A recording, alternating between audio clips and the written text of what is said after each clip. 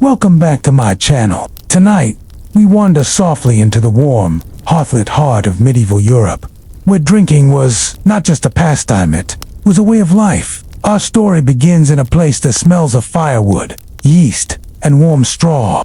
A small village somewhere in 13th century England. There is a chill in the air, but it is not unfriendly. It sharpens the senses. The tavern glows ahead, its small windows flickering with firelight. As you push open the heavy oak door, the scent of spiced ale, hearth smoke, and old wood wraps around you like a blanket. The sun has just slipped beyond the thatched rooftops, casting a sleepy lavender over the hills. Chickens have long been put to roost, and the fields are silent now.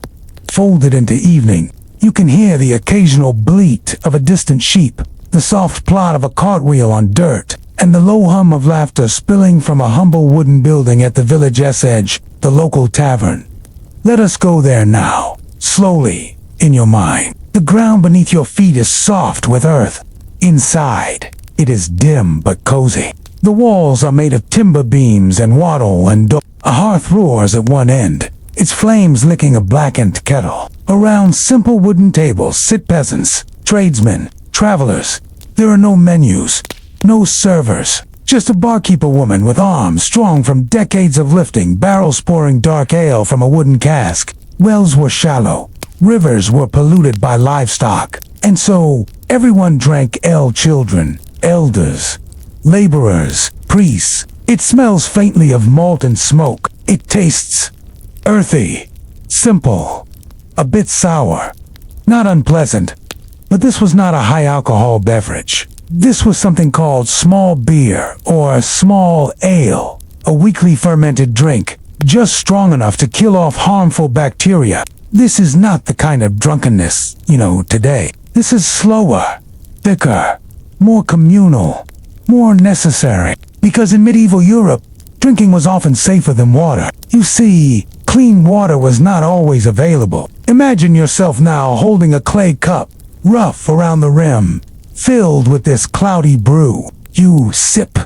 Around you, voices rise and fall, like waves no shouting, just warmth. People tell stories, trade, gossip, laugh. Planned for tomorrow's market.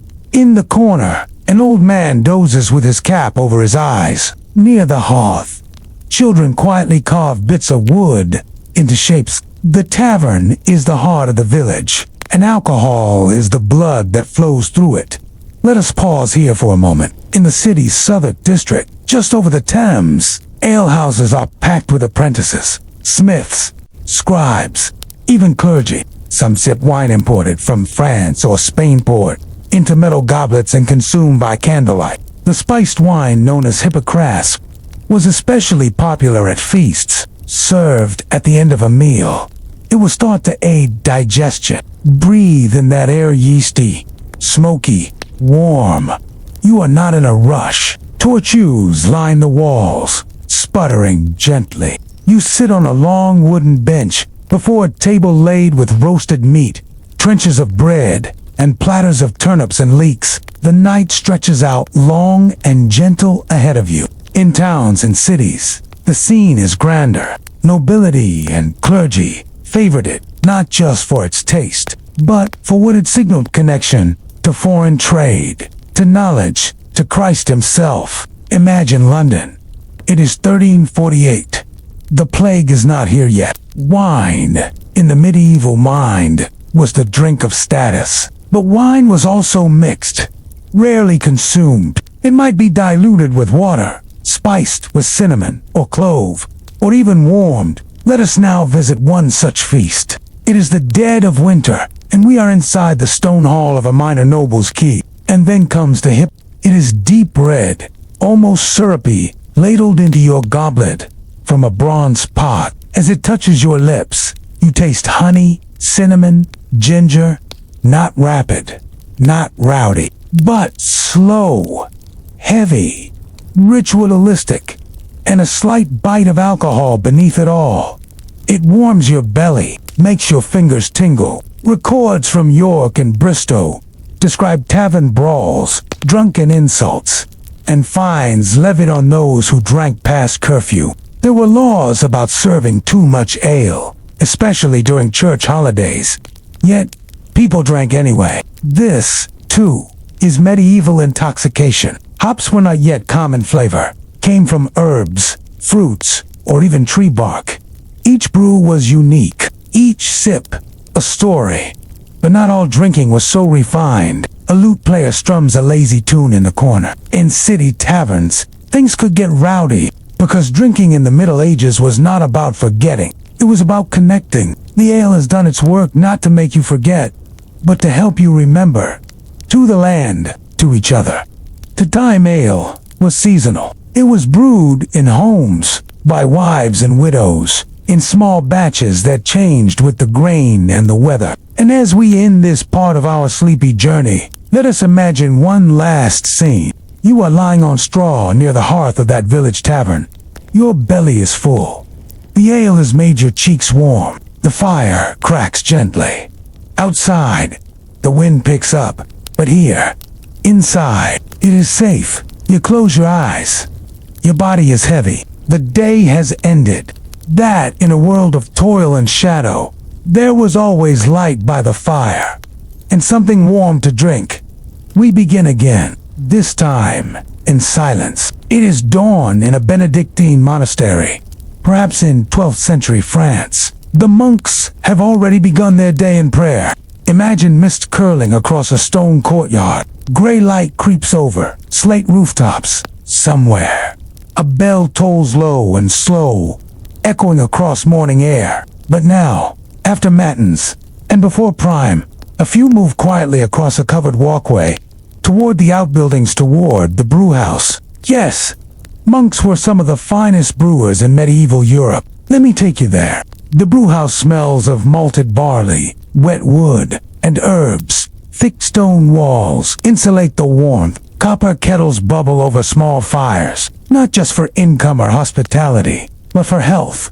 A monk nods as he hands it to you, no words needed. Beer was safer than water, and monasteries provided it not just to monks, but to travelers, pilgrims, even the poor. The light is dim, filtered through narrow slits in the wall. No chatter only. The soft clink of ladles, and the shuffle of sandals. Secunda, a weaker second run, for monks. Tertia, or small beer, mildest of all, offered to workers, children, and the sick. Benedictine rule emphasized Labora et labora prayer, and brewing was holy work indeed. They brewed different strengths for different purposes. Prima melior, the strong first batch, reserved for abbots and honored guests. Imagine sipping that second run beer. It is nutty, a bit bitter, warm. Their brewing techniques were advanced for the time. Monks measured temperatures with their hands. They recorded proportions of barley and wheat. Time for fermentation, storage in cool cellars. Some even began experimenting with hops long before it became standard elsewhere. And they added herbs, brewed a blend of spices and local plants. Yarrow, rosemary, wormwood, bog myrtle. Each abbey had its own recipe, closely guarded. He pauses to sip from a wooden cup mulled beer, brewed just 2 days before. In summer, stored in clay jars, buried in earth. It calms the hand, steadies the mind, nourishes without clouding. Drink was not escape. It was devotion. Let us walk now into the scriptorium. Candles flicker. A monk writes slowly, copying a medical text. In winter, the drink was warmed. His secret, he fermented it beneath the chapel floor, believing it made the brew sacred. Outside, travelers knock on the abbey gate. They are welcomed with bread and beer, simple gifts of survival. In this way, monasteries became a way. One account from 11th century Germany describes a monk named Brother Alaric, who brewed beer so well, pilgrims traveled 4 days to taste it. Some abbeys grew famous for their ale. St. Gall in Switzerland, Weihenstephan in Bavaria, and Leff in Belgium all began as their legacy survives to this day.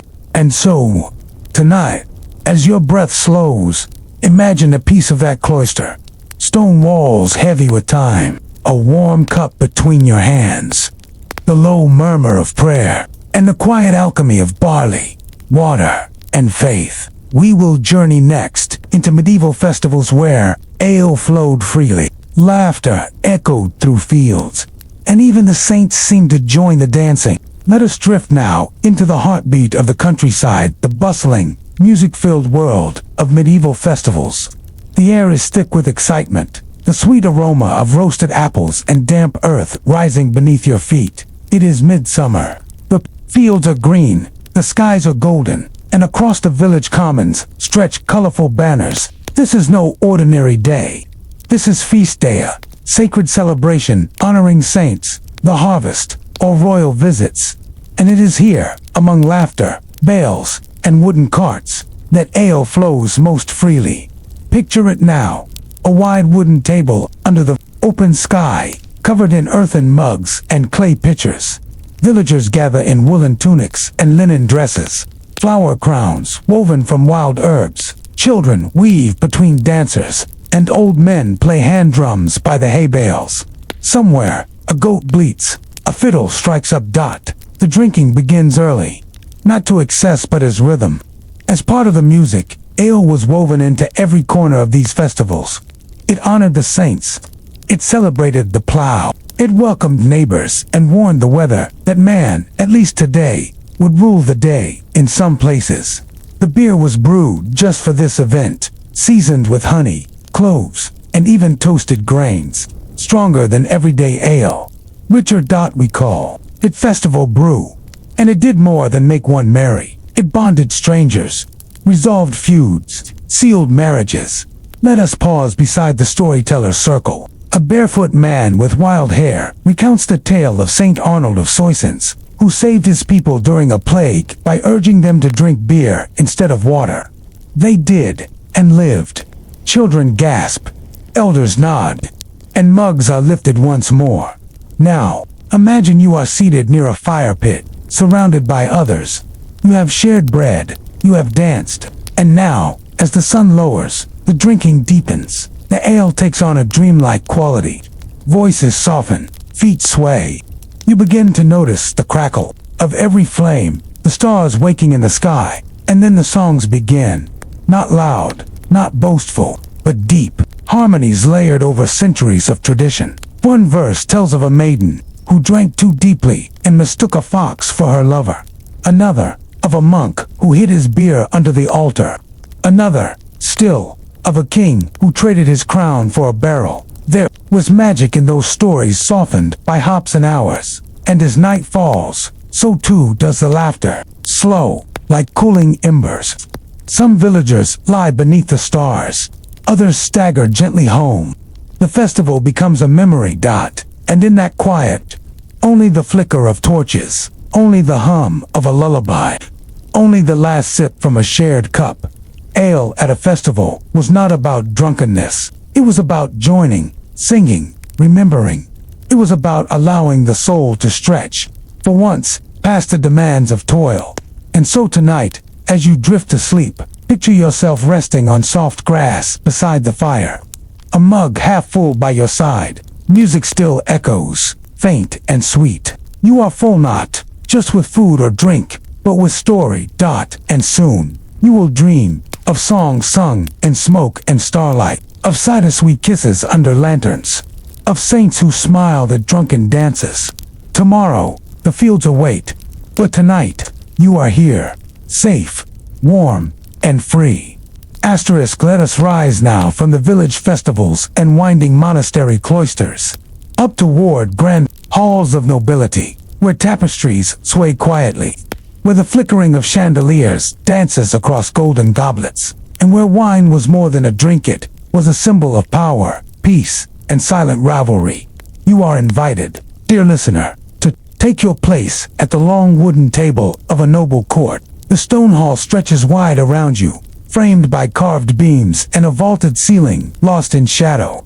Candles sputter in long iron holders. The air smells of roast meat, beeswax, and the faint sharpness of old stone. A hush falls. The feast is about to begin. Before you, a goblet rests.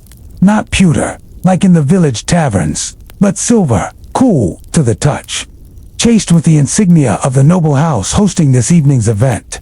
You are in the company of knights and ladies, squires and stewards, but also of something else, a centuries-old ritual of drinking that ran through the veins of court life like blood through a body. It begins not with food, but with a toast.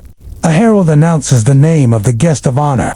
A noble rises perhaps, the count or duke himself, his wine goblet lifted high. The room stands in silence, and then Latin, softly spoken, a benediction, a prayer, a gesture of unity. Then the first sip, and with that, the evening begins. Unlike in the bustling village feasts, drinking in the court was choreographed, structured, even theatrical. Every action had meaning. To raise your goblet too early, to toast without invitation, or to appear unsteady after only a cup or two. These were social stumbles that could cost you favor, or worse. In noble courts, drinking was performance. The butler, not the modern house servant, but the trusted official from Boutillia or bottle keeper over, saw the wines. He ensured only the finest vintages graced the table. Wines came from Gascony, Bordeaux, and even Italy, transported across rivers, then land, then cellar, then table. Each wine told a story, a dry red for strength, a sweet white for peace, a spiced wine Hippocras for celebration, and often served after the meal to aid digestion and delight the senses. The wine was never drunk straight from the jug. It was poured by cupbearers, sometimes nobly born themselves, entrusted with ensuring the monarch's cup remained full and unpoisoned. You sip now. It is rich and complex, velvety. You taste plum, leather, even a whisper of oak. This wine sat in barrels for 2 years, a rare vintage. And as you drink, the feast unfolds. Trumpets sound between courses. A boar is carried in, its jaws stuffed with apples. A troubadour recites a poem. Between each act, the wine returns. But it is not just about taste. It is about message. Drinking in the noble court was diplomatic. To accept a toast meant allegiance. To drain your cup meant loyalty. To offer your goblet to another, especially across classes, was a gesture of immense grace or strategy. And so the goblets passed, and behind them, intent. Kings used wine to calm tensions. Queens toasted to foreign princes. Knights offered mead to fellow warriors, often before battle. This sharing of drink, a ceremony older than memory, bound people together. Sometimes it unraveled them. There are accounts of feasts gone awry, of a knight who toasted too many times and insulted the host, of a jester who replaced the queen's goblet with a chamber pot as a prank, of a noble who collapsed under the table, his snores echoing through the chamber. But those were exceptions. Usually, courtly drinking remained graceful, restrained, polished, like the silverware it adorned, until the tournaments, yes, the jousts. After, the lances were broken and honors declared. The noblemen would retire bloodied but proud to drink. Here the formality loosened.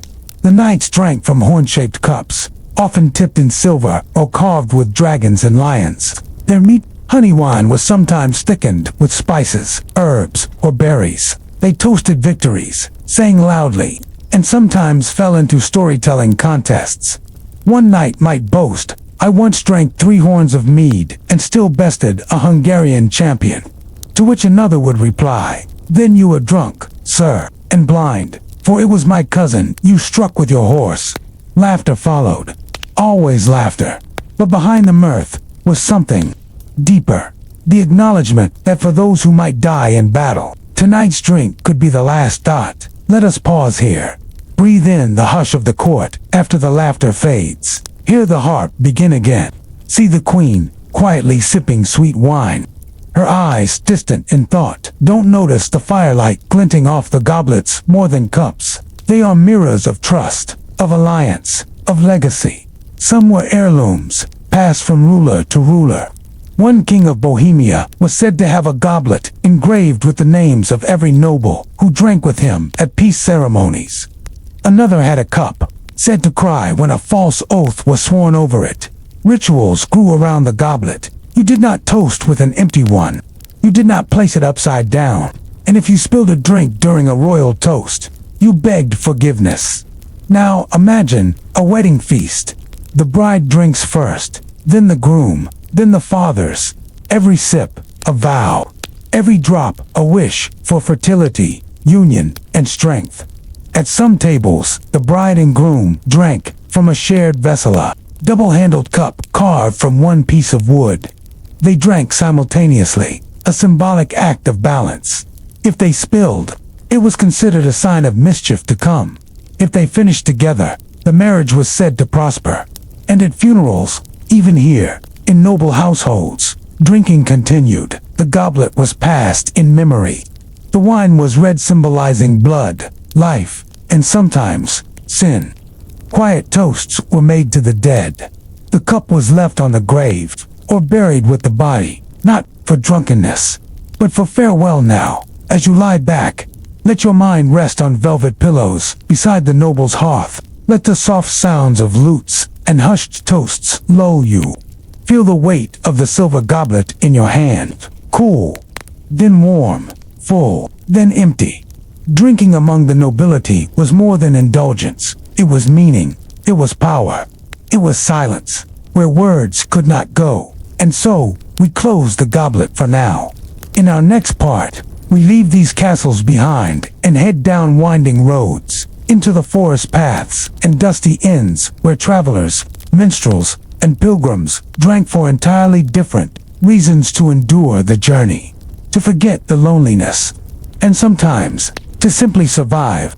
Let us leave the echoing chambers of noble feasts behind. Let us travel instead where boots sink into dirt paths, where the only ceiling is a moonlit sky, and the only companion is the wind and a tankard waiting in some warm, distant inn.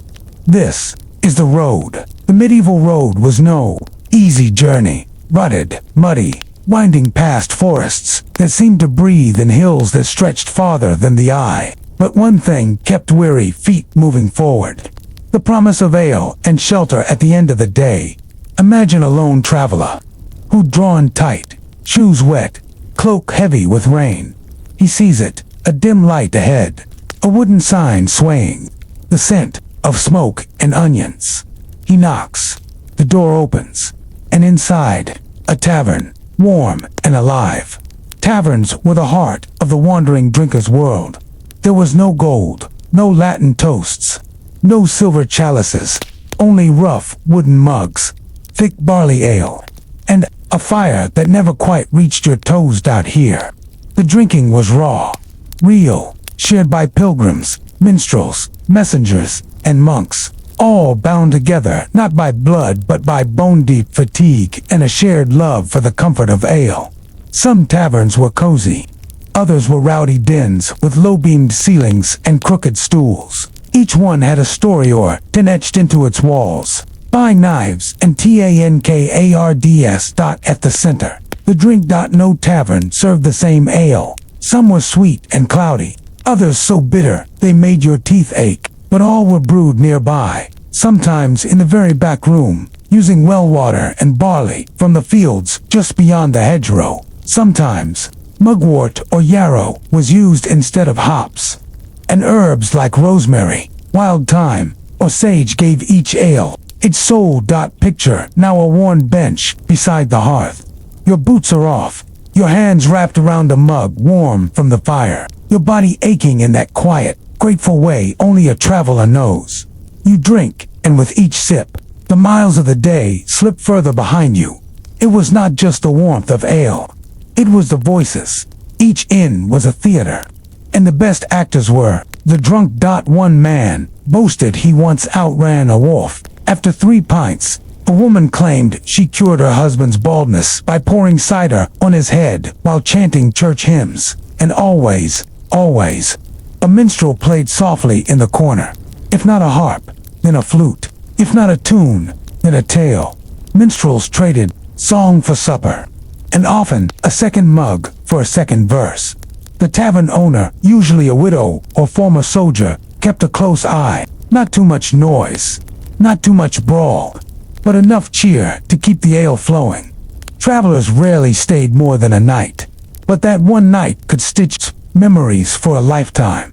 Drinking games were common, so were riddles, and sometimes bets, so strange they made even the drunkest laugh. Name 3 kings who never drank wine. Walked the plank of the table without spilling your ale. Laughter filled the rafters, and then came the snoring. Alehouses did not always have beds. Many simply offered floor space by the hearth. Blankets, if you were lucky. A cat curled near your feet, if you were blessed. Let us rest there now. The fire is dying down. Your mug is empty. Someone hums a lullaby off-key, but tender. Outside, rain drums gently on the shingles. The world fades to soft shadow, and the warmth of drink becomes a dream. This was what it meant to get drunk on the road in medieval times. Not in excess, but in escape. Not in power, but in pause. Not to forget, but to rest. Tomorrow, the traveler will rise, pack his things, and step once more onto the endless road. But tonight, he sleeps with ale in his belly and peace in his bones. Asterisk, let us rest now beneath a canopy of twilight and tangled herbs. The road behind us has vanished into mist. The village lights are distant flickers, like stars fallen into the grass. And ahead, a little hut. Its chimney curls a thin line of smoke into the purple sky. Its door creaks open. Before we knock, we have arrived at the edge of the known world, where ale becomes elixir, and wine stirs not just the senses, but the spirit. Tonight, we enter the realm of magical brews and folk medicine where medieval drinkers did not always drink for joy, or comfort, or even company. They drank for healing. They drank for dreams. They drank to see. Step gently. Now, dear listener. The hut smells of lavender and dried roots. Bundles of sage hang from the beams. There is a small fire, a kettle above it. Inside, a mixture of elderflower honey and vinegar simmers softly. This is not your tavern ale. This is a tonic. Alcohol as medicine in medieval Europe. Alcohol was medicine before it was merriment. Physicians and village healers alike used wine, ale, and mead as bases for remedies. They believed that alcohol could carry the spirit of herbs into the body, locking their healing power. You see, in a world where most water was unsafe to drink, alcohol was not just a beverage. It was purification, preservation, a carrier of cure. Monasteries, those quiet fortresses of learning and brewing, kept detailed herbal manuscripts, recipes written in Latin, doses counted in drops and drams. A sore throat, drink mulled wine, boiled with cloves, cinnamon, and a splash of vinegar. A troubled stomach, try a draught of ale mixed with wormwood and mint. Too much melancholy in the blood. A sip of rose mead before bed, to stir the humors gently. They believed every organ had its flavor. The liver liked bitter, the heart needed sweet, the brain dry and spiced. Let us taste now a brew made for clarity of thought. Crushed thyme, steeped in white wine, served warm. A sip sharpens the mind. A second sip softens the world. You feel the heat rise to your cheeks, but not in drunkenness, in focus. This was not just drinking. This was ritual, charms and curatives, small villages, the line between healer and witch was thin as silk. The local wise woman brewed more than stew. She knew the moon's calendar. She spoke to bees, and her potions bitter, earthy, sometimes glowing with something unspoken, could turn pain into sleep. There were drinks to ease childbirth, made from boiled barley, ground ivy, and a whisper of ale. There were potions for fevers, colored with saffron and stirred with a hazel wand. And there were love elixirs, yes, thick wines mixed with crushed rose petals, honey, and powdered staghorn. Some claimed a sip would cause one's true love to appear in a dream. Others warned it could bind a person's soul to yours forever. The villagers believed, sometimes desperately, sometimes dangerously. Let us return now to the hearth. The wise woman offers you a mug of dark liquid, thick, with sediment, warm. She says it will guard against bad dreams. You sip. It tastes like mold earth and burnt sugar. A strange comfort spreads from your ribs outward. You sleep, and your dreams are vivid and kind. Magic and mischief there were stronger brews made, not for healing, but for seeing. Vision, wine, spirit ale, or as it was whispered in many villages, the drink that opens the veil. These were not served in inns, they were brewed on sacred nights. Beltane, Samhain, solstices, and only the oldest remembered the recipes. Sometimes these drinks were spiced wines laced with mandrake, henbane, or belladonna plants that could stir visions, or sleep, or death. Sometimes they were beers left to ferment with mushrooms gathered in secret groves. In the cold, flickering dark, a circle of villagers would drink and wait, and claim to see ghosts, ancestors, the faces of saints. But this was dangerous magic. Too much, and your vision blurred forever. Too little, and nothing happened at all. Still, some drank, not to forget, but to understand, to hear what the world whispered just beyond the veil. Holy Spirits, the church, too, had its brews, but theirs was sacred. Communion wine was blessed, yes, but it was also healing. Many believed that wine touched by holy hands could cure ailments of the soul and the body. In some churches, small vials of sanctified wine were given to the sick. In others, wine mixed with ground relics, bone dust, cloth from saints' robes was brewed into elixirs for the devout. The monasteries refined this art in the 12th century. The monks of Salerno began distilling alcohol, creating what they called aqua vita, the water of life. It was stronger than wine, clear, sharp, and it burned going down. But to those who tasted it, it was divine. A few drops on the tongue for illness, a spoonful stirred into wine for the elderly, a secret sip at dawn to greet the morning with fire.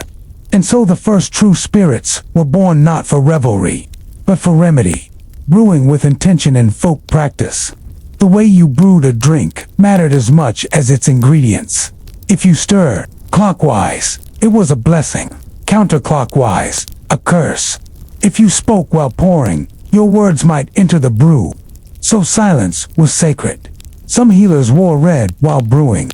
Some fasted beforehand. Others placed a coin or a crystal at the bottom of the pot to guide the potion's power. There were drinks made for weddings, sweet beer laced with nutmeg and orange peel, drunk from shared goblets. Drinks made for births, ale mixed with crushed herbs, poured in a ring around the house to protect the newborn. Drinks made for funerals, bitter wine, sipped slowly as mourners whispered the name of the dead. With each swallow, every sip had meaning, and the drink was never just drink. It was history, hope, memory, and magic. A final cup, let us end our evening here. The fire has burned low. The wise woman hums softly. The air smells of lavender, smoke, and honey.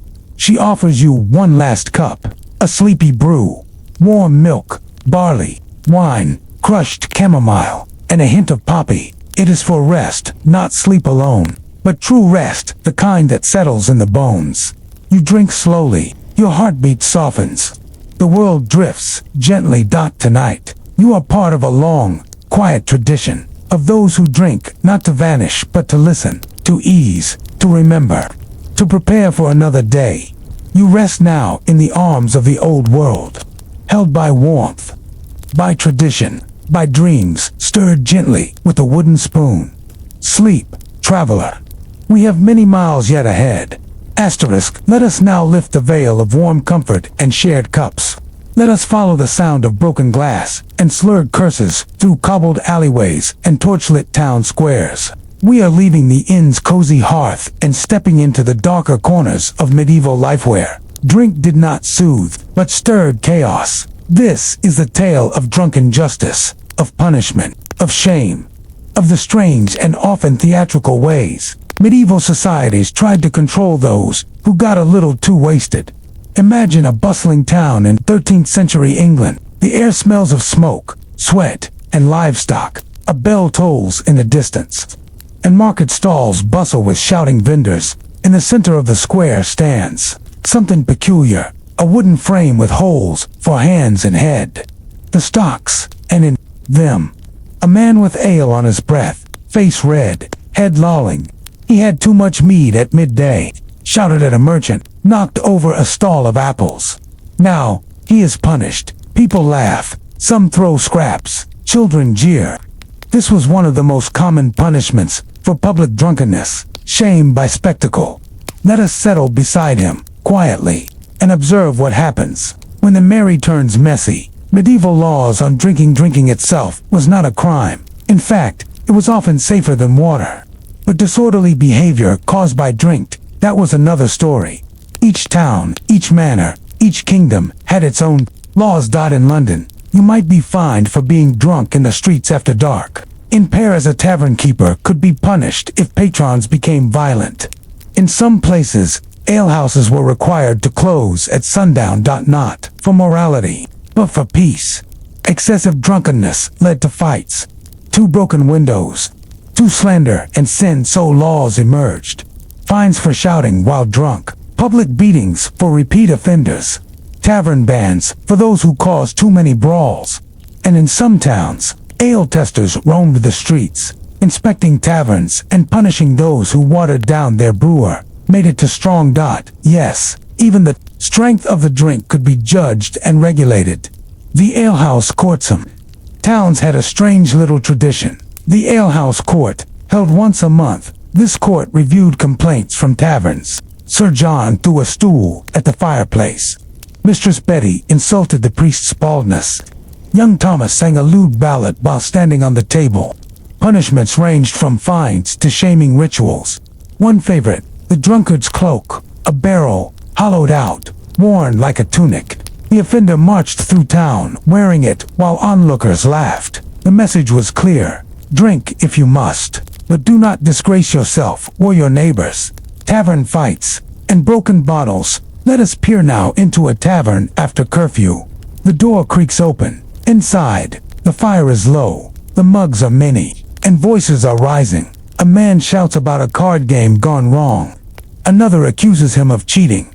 A stool is knocked over, a bottle thrown. A scuffle erupts, and in the chaos, someone slips away to summon the constable.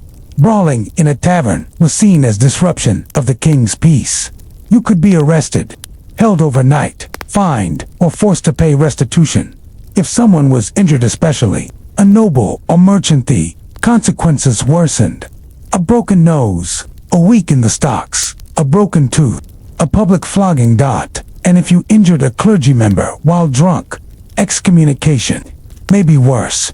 The tavern was a place of release, but also of responsibility. Everyone was watching. Church and sin. The church frowned upon excess. Drunkenness was a sin not because of the drink itself, but because of what it led to: lust, blasphemy, violence. Many priests gave sermons against overdrinking, quoting scriptures and warning of the fires of hell. But interestingly, monks brewed the strongest drinks in Europe. Their meads, wines, and early spirits were potent used for medicine and sacrament. Yes, but enjoyed quietly by the cloister. So the church's stance was complex. You could drink, but you must remain in control. One slip of the tongue, one drunken confession in the wrong company, and you might find yourself on a pilgrimage to atone. Women and drinking drunken women were judged more harshly than men. A man might be seen as foolish or wild, a woman loose, immoral. Taverns were male-dominated spaces. When women drank, it was often at home or in secret. But some women, especially widows, healers, or alewives, owned taverns. They poured the drinks, managed the accounts, even calmed the brawls. Still, if a woman drank too freely, she could be accused of witchcraft, of seduction, of failing as a mother. In some cases, drunk women were paraded through town, tied to carts, hair loose, labeled as wanton.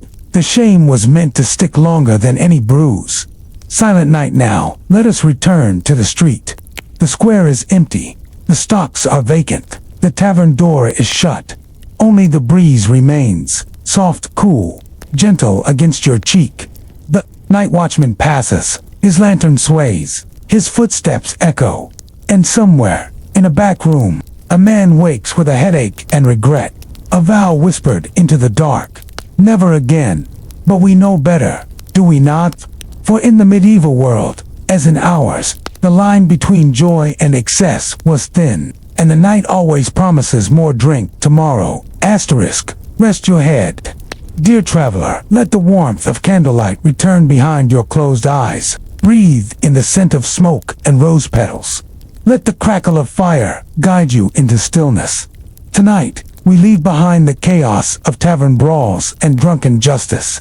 We wander deeper into the rituals of medieval life, into the soft corners of celebration, of sorrow, of becoming, because in the medieval world, there was a drink for everything, a cup for birth, a toast for love, a draught for grief, a final sip for the soul's release. Let us begin quietly, gently, with the first breath of life, birth, and the first bruin, a small thatched cottage.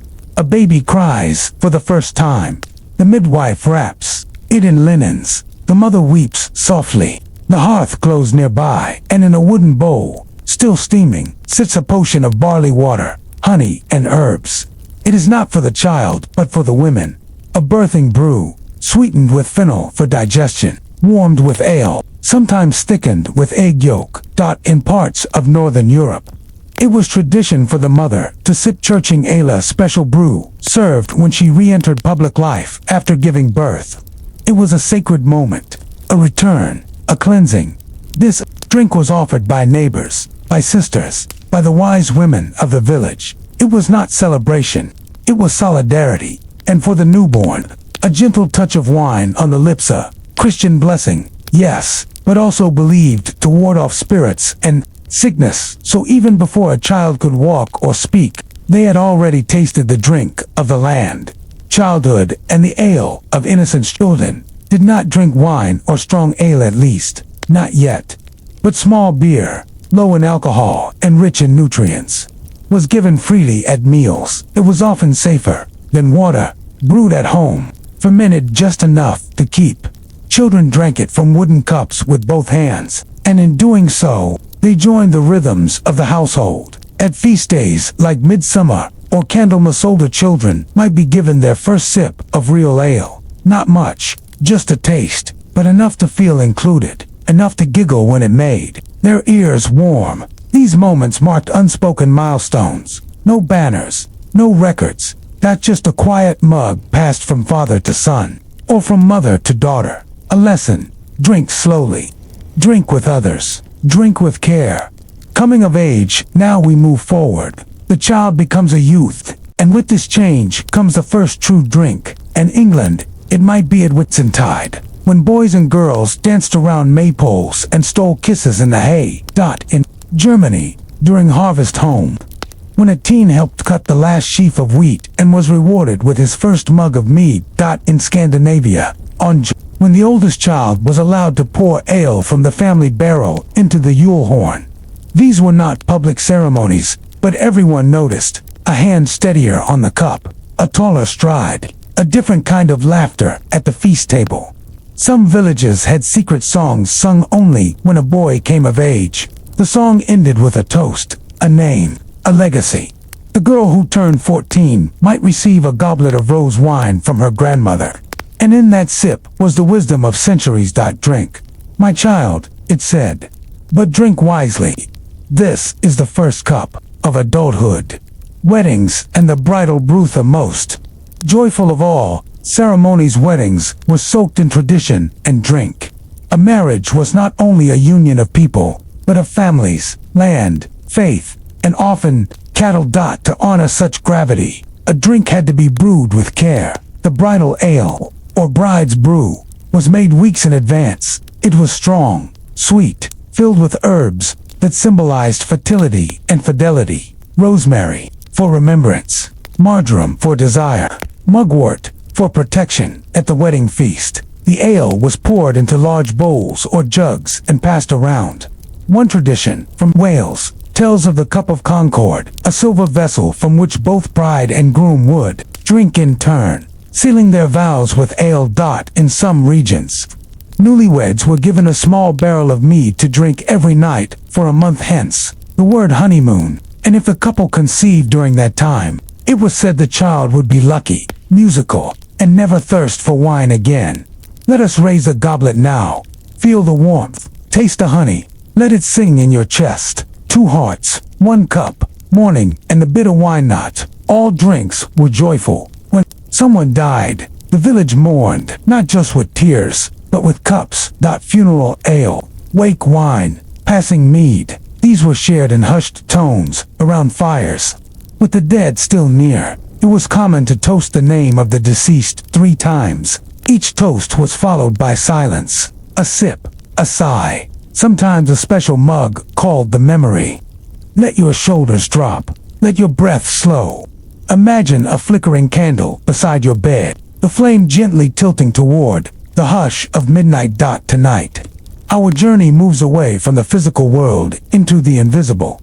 Because in the medieval mind, drinking did not only loosen tongues, it loosened veils. Between the living and the dead, between reality and magic, between the seen and the sensed. Let us drift now into those spaces, where drink was not merely a pleasure or a punishment, but a portal. Alewives and witches in sleepy villages tucked between forests and streams. Alewives brewed their craft. These were not witches at least not by law. They were brewers, women who made beer in their homes and sold it in jugs. But rumors swirled. They wore tall hats, not unlike the ones we now associate with witches, so they could be spotted at market. They hung broomsticks over their doors, signaling fresh brew available. They kept black cats to guard grain from mice. Familiar signs, uncomfortably familiar. As the centuries turned, many alewives were accused of more than bad brewing. It was said that some stirred curses into their mead, that a jealous heart could slip a love spell into your cup, that a sip of the wrong brew could make you fall, not just in love, but into madness. Let us pause here. Can you hear it? The faint hum of a woman's chant, blending with the bubbling pot, a brew, sweet with lavender, but bitter beneath. Drink and the dead. In medieval folklore, the dead were never far, and drink was often the bridge. It was common to leave a cup of ale or wine on a loved one's grave, not just out of respect, but to nourish the wandering soul. In Wales, the custom of the cimeter involved a man eating bread and drinking ale over a corpse, absorbing the sins of the dead. He drank so the dead could pass peacefully, and with every drink, he became a little more haunted. On All Hallows Eve, villagers poured mead into the soil for the ancestors. Others left a shot of spirits at the doorstep to keep ghosts from crossing the threshold. They believed alcohol could be a kind of binding charm, a contract between worlds. But if you spilled your ale during these rites, it was a bad omen. A soul denied, a warning. Drunken prophets and dreamers. Some medieval mystics claimed that drink opened the mind, not in taverns but in quiet rooms, alone, with candles and scripture. They would sip spiced wine or distilled aqua vita, the water of life, and fall into a holy trance. Visions came. Saints appearing in the corner of a smoky room, voices heard behind closed shutters, prophecies written on the inside of a cup. One such figure, Brother Osric of Flanders, was said to speak perfect Latin after a single sip of his self-brewed revelation mead. Another, a nun named Cecily, drank vinegar wine mixed with rose petals and fell into dreams of angels. And were these miracles, or the result of fermentation meeting faith? We do not know. But for many, drink became a tool not of escape, but of entry into a world just beyond the veil. Hexed cups and poisoned goblets in castles and courts. Another fear brewed, poison. It was said that some goblets were hexed, cursed to reveal secrets or steal breath, and so nobles commissioned cups made of silver, engraved with protective spells. Some lined their mugs with moss, agate, or garnet stones, believed to detect treachery. Before drinking, servants tested each cup, and in some royal courts, a cupbearer held more power than a general. There were whispered tales of a queen who drank a single drop of enchanted cider and could no longer bear children, of a duke who toasted with cursed wine and confessed his darkest sins before dying. Every sip was safe. Not every toast was joy.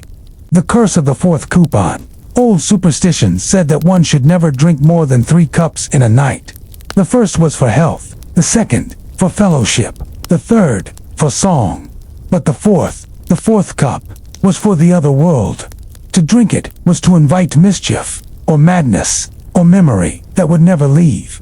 In some inns, a small bell was rung when a guest ordered a 4th mug, not as warning, but as ritual. It was said the sound told the spirits, "He is yours now." Of course, people still drank the 4th cup, and the 5th, and more. But those who respected the lore, they drank slow, and always left a little in the bottom for the unseen. A night's end now, our own cup is nearly empty. The fire has softened. The wind taps gently at the shutters, and the night leans in. You are safe. Whatever spirits walked these tales, good or ill, cannot follow where you go next. Not into dreams. Not into the hush of sleep. Let your thoughts slow. Let your breath settle. You have wandered through centuries tonight. Through alewives and angels. Through curses and candles. And now, rest. The spirits have had their say. And sleep waits patiently, just beyond the rim of your final cup. Close your eyes. And imagine the great hall of a medieval castle. Stone walls rise like cliffs around you. Long tables stretch from one end to the other, lit by flickering torches and dripping tallow candles. Banners sway above your head, bright with lions, dragons, and crosses. The scent of roasted meat, spiced wine, and fresh bread fills the air. Tonight is not for mourning or punishment. Tonight is for celebration. Tonight, we explore how drink flowed like rivers through royal halls, harvest fields, and the sacred pageantry of the Middle Ages. Let us find a seat at the Lord's table and begin. The great feasts in medieval courts. Feasting was an art and alcohol. Its golden ink. Whether to celebrate a victory in war, a holy feast day, or the marriage of a noble child. These events were legendary. They could last not hours, but days as guests arrived on horseback from distant manors. Minstrels played lyres and sang of kings and saints. Servants rushed about with platters of swan, boar, and marzipan, and always the drink. Silver goblets of wine, bronze pitchers of ale, barrels of sweet mead, tapped and steaming with spice. The host, usually a nobleman or monarch, was judged not by how much he drank, but by how much he gave. Hospitality was sacred. To withhold wine was to withhold honor. The ritual of the toast. With every course came a toast. The noble would stand goblet raised and honor the Pope, the King, the Virgin Mary, the local saints, the ancestors, and then the guests. To friendship, to long harvests, to the strength of our sons and the wisdom of our daughters. They spoke in Latin, in French, in Old English. Some drank quietly. Others cheered and clapped, sloshing wine as they went. At royal weddings, the cup of union was passed between families. Mother of the groom, father of the bride, uncle of the dowry, and each took a sip, binding not just kin, but kingdoms. Even jesters sometimes raised their cups, making mock toasts that made the court howl with laughter. And all the while, servants refilled mugs, ever watchful. A dry cup was an insult, a spill, bad luck. The drunken night competitions, yes, these were real. Especially at feasts after tournaments, where warriors celebrated their bruises and victories with wine. The games included the spinning goblet, after 3 mugs of ale. Each knight spun 3 times and tried to walk a straight line to the high table without dropping his cup.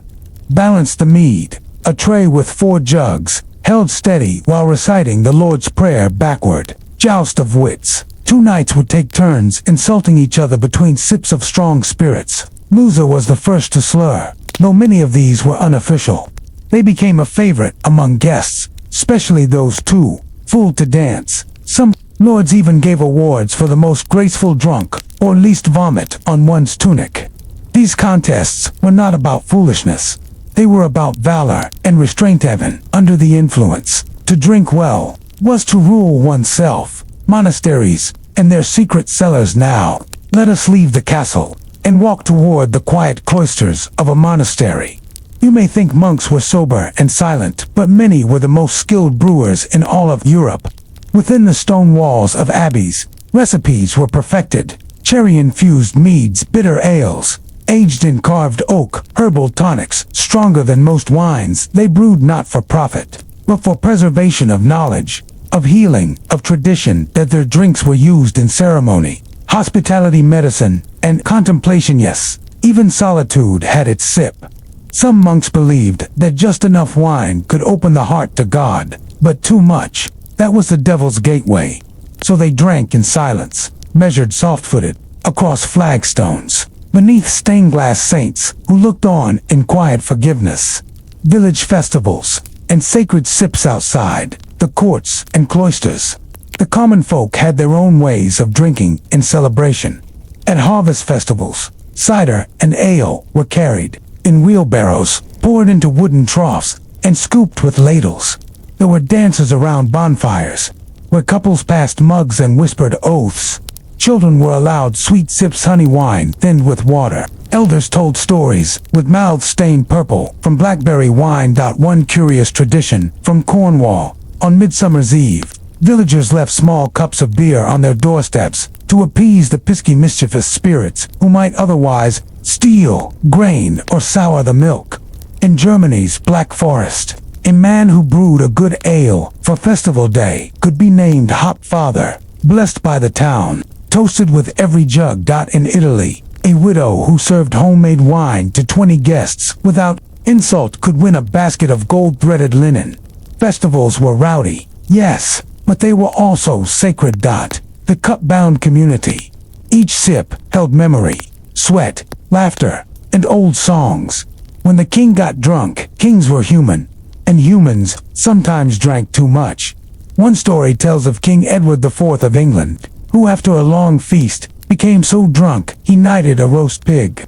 Another legend tells of Charles VI of France, dancing as a forest spirit at a wedding feast, until a torch caught his costume on fire. And King Wenceslas of Bohemia, yes, the very one in the Christmas Carol, he was known to disguise himself and visit taverns just to drink among the people. Sometimes he sang, sometimes he listened, sometimes he stumbled home, laughing with commoners, and they loved him for it, because to see a king raise a cup with the shoemaker or baker was to believe, if only for a moment, that everyone was equal at the feast. A final toasts. So now, we return to our chamber. The fire is low, the hall is empty, and your goblet once filled is now a memory in your hand. Let your thoughts be like wine, poured slowly into the night, warm, smooth, lingering. You have danced with queens, sung with jesters, sat beside monks, and toasted with kings. The feasts are behind us now. Let your body rest. Let your breath slow. The last toast is yours to rest, to dreams, to waking tomorrow, with the echoes of ancient laughter still soft in your ears. Good night. Asterisk. The candle flickers low, casting long shadows on worn stone. Somewhere, a kettle simmers, a glass vial gleams. You are not in a tavern now, nor a feast hall, but in a chamber of transformation, because something ancient is stirring. This is the story of how alchemists, monks, and physicians discovered how to distill not just wine, but essence, and how, with this knowledge, the drinks of Europe changed forever. Tonight, we enter a new chapter in the history of getting pleasantly or dangerously wasted. A chapter that begins in a whisper. In a lab, the alchemist's secret began, like many things in the medieval world, with curiosity. In the 12th and 13th centuries, European scholars were rediscovering forgotten knowledge from the Islamic world, translations of Greek, Persian, and Egyptian texts. Among them, a process called distillation. In Arabic, it was known as alkali, purified spirit, drawn from wine using heat, vapor, and glass coils. Alchemists, those strange figures in hooded robes and smoky rooms, took interest. Could wine be concentrated? Could essence be captured? They began heating fermented grape mash, collecting the vapor through bent tubes and cooling it into liquid fire. It burned on the tongue. It stung the air. It smelled alive. They called it aqua ardens, the burning water, or aqua vita, the water of life. Monks and medicine. Soon, the monasteries took notice.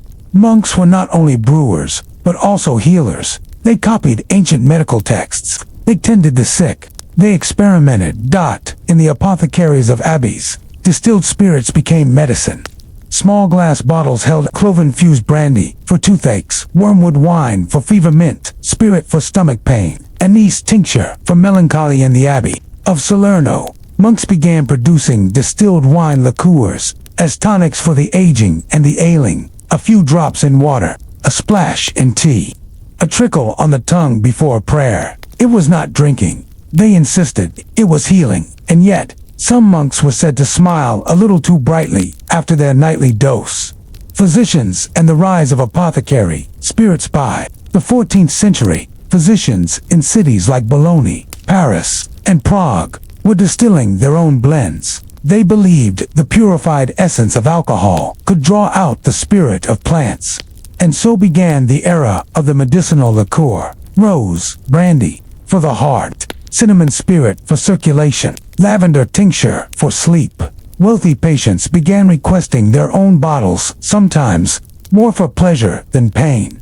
And some apothecaries, sensing a trend, began adding honey and herbs, selling sweetened spirits under names like elixir, cordial, or comfort water. Soon, these soothing tonics spilled from medicine into fashion. Drink a rose cordial was not only healing, it was elegant. Distillers and the public. By the late 14th century, distillation was no longer a guarded secret. In cities across Europe, public distillers emerged, craftsmen who used alembics and copper stills to produce stronger, clearer, more potent alcohols. At first, it was wine that was distilled, then beer, then grains, barley, rye, even oats. The result, the birth of proto-whiskey and early schnapps. Taverns began offering these fiery waters in small wooden cups. A single sip warmed the chest. 2 sips made you sing. 3, and the world spun sideways. It was cheaper to store, slower to spoil, and far stronger than traditional ale or wine. And the people grew to love it. The arrival of gin's ancestor in the Netherlands, a drink called Genever made from distilled grain spirit and flavored with juniper berries, began to appear. In the 15th century, it was bitter, medicinal, but oddly comforting. Sailors took it on voyages as a tonic. Doctors prescribed it for stomach woes. And common folk began sipping it from tiny glasses after long workdays. It was the grandparent of modern gin. And though it would not become wildly popular until later centuries, its arrival marked a change. Alcohol was no longer just food or sacrament. It was becoming identity, a ritual, a signature, a statement. Spirits at the table with stronger drinks came new etiquette. Wine was sipped in goblets, ale in tankards, but spirits, they were poured into tiny glasses no larger than timbles. It was said that one should never clink spirit glasses. To do so disturbed the soul of the drink. Instead, you simply nodded, drank, and exhaled deeply. A man who could drink aquavita without flinching was considered wise. A woman who could mix her own cordial, mysterious. Some nobles began distilling in private chambers, gifting bottles with wax seals and family crests. In royal courts, spirits were offered as tokens of trust. Drink this, they said, and you are safe in my home. The other side of strong drink, but stronger drink, also brought stronger consequences. Before distillation, one might drink all evening and grow merely merry. Now, a single cup could bring madness or blackout. Accidents rose. Tavern fights grew more violent. Some clergy warned that the devil had found a new tool. And yet, the drinks kept flowing. For even as risk grew, so too did ritual. Strong spirits were sipped in silence, offered in grief, used in ceremonies to mark beginnings and endings. Some believed a dying man's soul could be eased by a drop of aquavita on the lips and in births. A single finger of cinnamon spirit was dabbed on a newborn's head to bless and protect. Stronger, yes, but not just for drunkenness, for passage. A soft finish the candle is nearly gone. The Olympic cools. The copper pot has emptied. Tonight, you have walked beside monks and mystics, touched glass stills, heard the hiss of vapor turning to essence, and now, rest. Let your thoughts drift like steam, rising gently into the night. Stronger, spirits may have changed the world, but in your room, the only spirit that matters now is peace. Sleep. Dear traveler, tomorrow, we may sip again. Asterisk, the candle has been replaced. The room is warm once more. Beyond your window, the moon hangs low, veiled in a soft mist. It is the perfect hour to slip silently into another layer of the medieval world. Not into battles, not into courts, but into identity. Tonight, we explore the quiet rules and loud, unspoken truths about who was allowed to drink and how much. Because in the Middle Ages, every sip told a story. The language of the coop. Not all cups were equal. To drink wine from a carved silver goblet marked you as noble. To drink ale from a rough wooden mug marked you as common.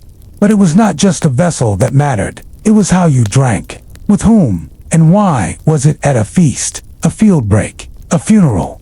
Drinking was not only about pleasure, it was a language. And like all languages, it had dialects: noble, merchant, cleric, peasant, outlaw, and every class had its flavor. The noble table. Let us begin in a great hall. The table stretches like a ship's mast. Banners ripple. Musicians hum. A nobleman raises his cup. It is Rhenish wine, imported from the vineyards of what we now call Germany. Sweet, light, served, chilled in summer, warm in winter. Rare, expensive. Beside him, a noblewoman sips from a goblet of mold, claret infused with clove, nutmeg, and saffron, a mark of status. Saffron was more costly than gold. The nobles drank wine not only for taste, but for association. To drink wine was to be cultured, educated, connected to ancient Rome, to scripture, to saints. Ale was for the servants. The merchant's mug. Further down the social ladder, though still comfortably dressed, sat the merchants. Their cups were often pewter, sometimes even glass, if trade had been good. They drank local wines when they could afford them, or strong ale brewed by urban guilds. Some preferred spiced beers, popular in cities like Bruges and Ghent, flavored with dried herbs, orange peel, or ginger. Merchants toasted the contracts, to voyages, to safe returns. To drink well, as a merchant was to show your reach, what ports your ships touched, what vineyards your coin supported. A good drink was proof of prosperity. The peasant's pint. Now follow me down to the village, past the gates, past the church, to the fields. Here, men and women drank small, beer, a mild ale, often low in alcohol, safe for daily hydration. They drank it from clay jugs, or horn cups, passed between hands thick with callus and earth. Children drank it too. It was not a luxury, it was a necessity. Water was often unsafe. During harvests, barrels of ale were rolled into the fields. A drink was earned by sweat and shared without ceremony. There were no toasts, just nods, grunts, a shared breath between rows of barley. To drink here was to live. The clergy's quiet cup within stone chapels and cool cloisters. Another class drank differently still. Priests and monks consumed wine as part of the sacrament, blessed, symbolic, divine, that was rarely strong, rarely sweet, but it held power. Monks, as we have explored, often brewed their own, but they drank in silence. Their cups tied to ritual, not revelry. A bishop might drink sweetened wine from Venice. A friar might sip bitter ale during Lent, flavored with herbs to aid fasting. Clergy were not forbidden from drink indeed. Many enjoyed it, but they were expected to drink modestly. Too much, and sin entered. Too little, and suspicion did. Balance was holy. Women and the whispered cupwat of women. Their drinking was watched more closely than men's. In noble courts, women were served weaker wines, often in smaller cups. To appear to marry was a danger. A drunk noblewoman could lose honor. a drunk peasant woman, custody of her children. Still, women drank, they brewed, they owned taverns, they whispered over cups, with other women sharing stories, secrets, and sometimes songs. In alehouses, tavern girls served mugs to wandering soldiers and merchants, but to drink beside them was rare. And yet, some women did. Widows, witches, those who defied expectation. To drink publicly as a woman was an act of courage and rebellion. The tavern's threshold. Let us now open the creaking door of a medieval tavern. Inside, the air is thick with heat and song. Men laugh, dice clatter, a lute strums. At one end, soldiers toast victory with brandy, a gift from France. At another, blacksmiths share mugs of foamy beer. In the shadows, a scholar sips quietly from a flask of herbal spirit, watching. Taverns were one of the few places where classes blended, but even here, rules held. The wealthy sat by the fire. The poor stood near the door, to cross those invisible lines, to take a seat where one's class did not belong. That was to risk shame. Or worse. Still, sometimes, after enough mugs, the lines blurred, and a barmaid's laugh could unite a knight and a shepherd in a shared moment of joy. Law and order, and the poor as alcohol grew stronger and spread wider. Laws followed by the 15th century. Cities across Europe began regulating who could drink, when, and how much. Poor laws restricted ale consumption by day laborers. Curfews were placed on taverns in poorer districts. Sumptuary laws dictated what drinks could be served to whom. Some towns banned wine entirely for peasants. Others taxed strong ale, so only the wealthy could afford it. Justice, it seemed, had a flavor, and it was expensive. Drinking as power for nobles. To offer wine was a symbol of generosity. To refuse, it was an insult. But for the poor, to receive wine from a noble was not kindness. It was a reminder of who had power, of who did not. Some kings hosted drinking feasts for the people, but kept them outside castle walls. Bread, ale, and music were given freely, but never equality. The cup that was shared was never passed upward, only down. A gentle closing. Let us leave the hall now. Let the fire burn low. Let the cups rest in their shadows. Tonight, you have traveled across classes, from jeweled goblets to horn-handled mugs, from whispered toasts to silent sips. You have seen how even drink so simple, so human was shaped by hierarchy. Let your mind soften now. Let your body feel weightless. There is no class in sleep, no title in dreams. No nobles, no peasants. Just breath and stillness, and the soft hush of time unwinding itself gently around you. Sleep well outside. A soft rain falls steady, soothing. Inside, the chamber is lit by candlelight, dim and golden. A fire crackles low, and between sips of warm mead, we drift again into the medieval past. Tonight, we will not enter the courts of kings or the fields of peasants. Instead, we slip quietly into bedchambers, gardens, and secret corners of the heart. Because in the Middle Ages, just as in our time, drink was not only for health or celebration, it was for love. To confess, to entice, to forget. Let us explore how alcohol whispered its way into medieval romance, seduction, and even betrayal.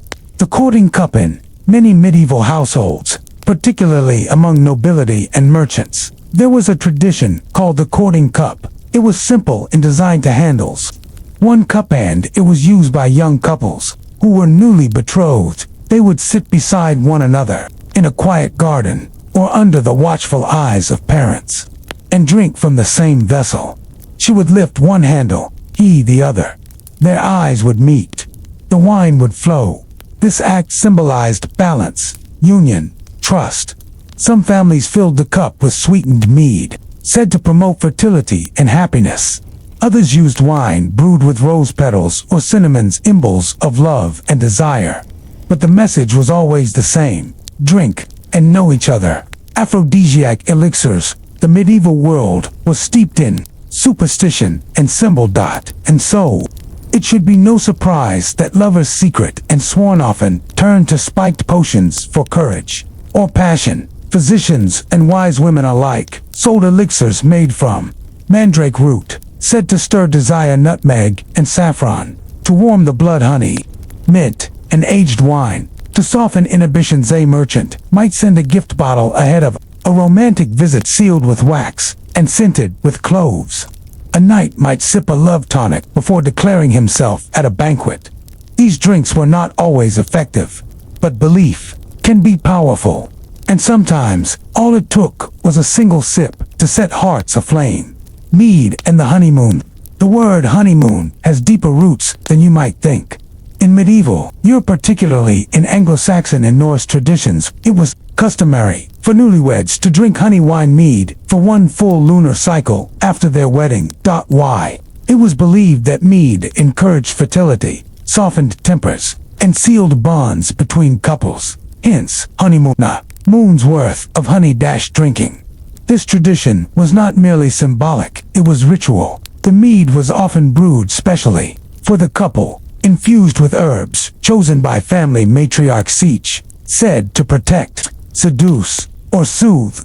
Some added lavender for peace, others juniper for strength, and always honey for sweetness, for warmth, for desire. Secret flasks and forbidden affairs. But love was not always noble. Sometimes it was hidden, messy, dangerous.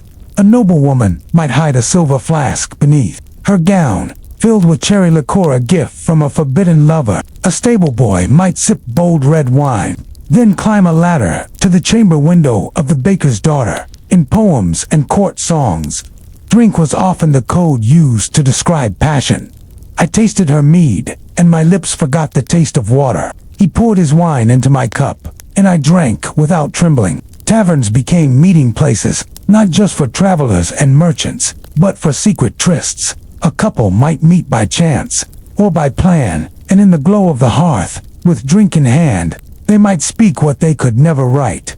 Love letters and perfumed wine. In wealthier homes, wine was sometimes scented with flowers and sealed in bottles with ribbons and wax. These bottles were given as tokens, like letters, and sometimes they carried letters inside. A scroll tucked into the neck, a folded parchment pressed against the glass. One such letter, found in a medieval French ruin, read, "I drank your rose and felt your hand on mine. Send no reply, only come." The bottle is the answer. It is unknown if the reply ever came, but the bottle survived.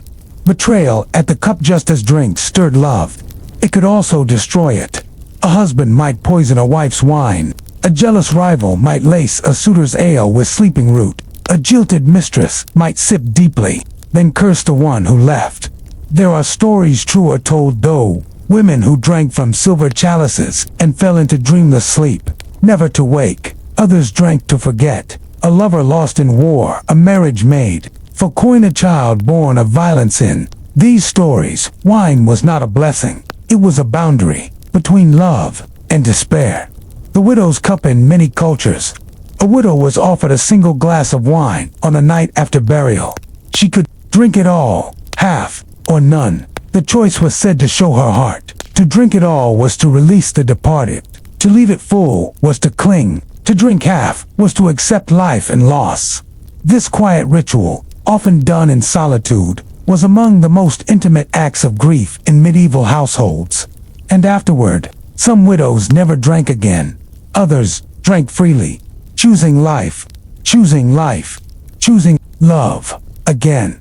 Songs of mead and memory minstrels wandered through villages and towns, carrying lutes and lyres, and in their songs, wine was love's companion. Soft verses told of a knight who carried wine-soaked bread for his bride across 3 kingdoms, a lady who brewed 1 bottle of mead every year for a lover who never returned, to travelers who shared a bottle and never asked each other's names. These stories were sung in taverns, by firesides, on festival nights, when stars shimmered like spilled cider across the sky, and every listener felt a little less alone. A final sip for the heart. The night deepens, the air is still, and your cup is nearly empty.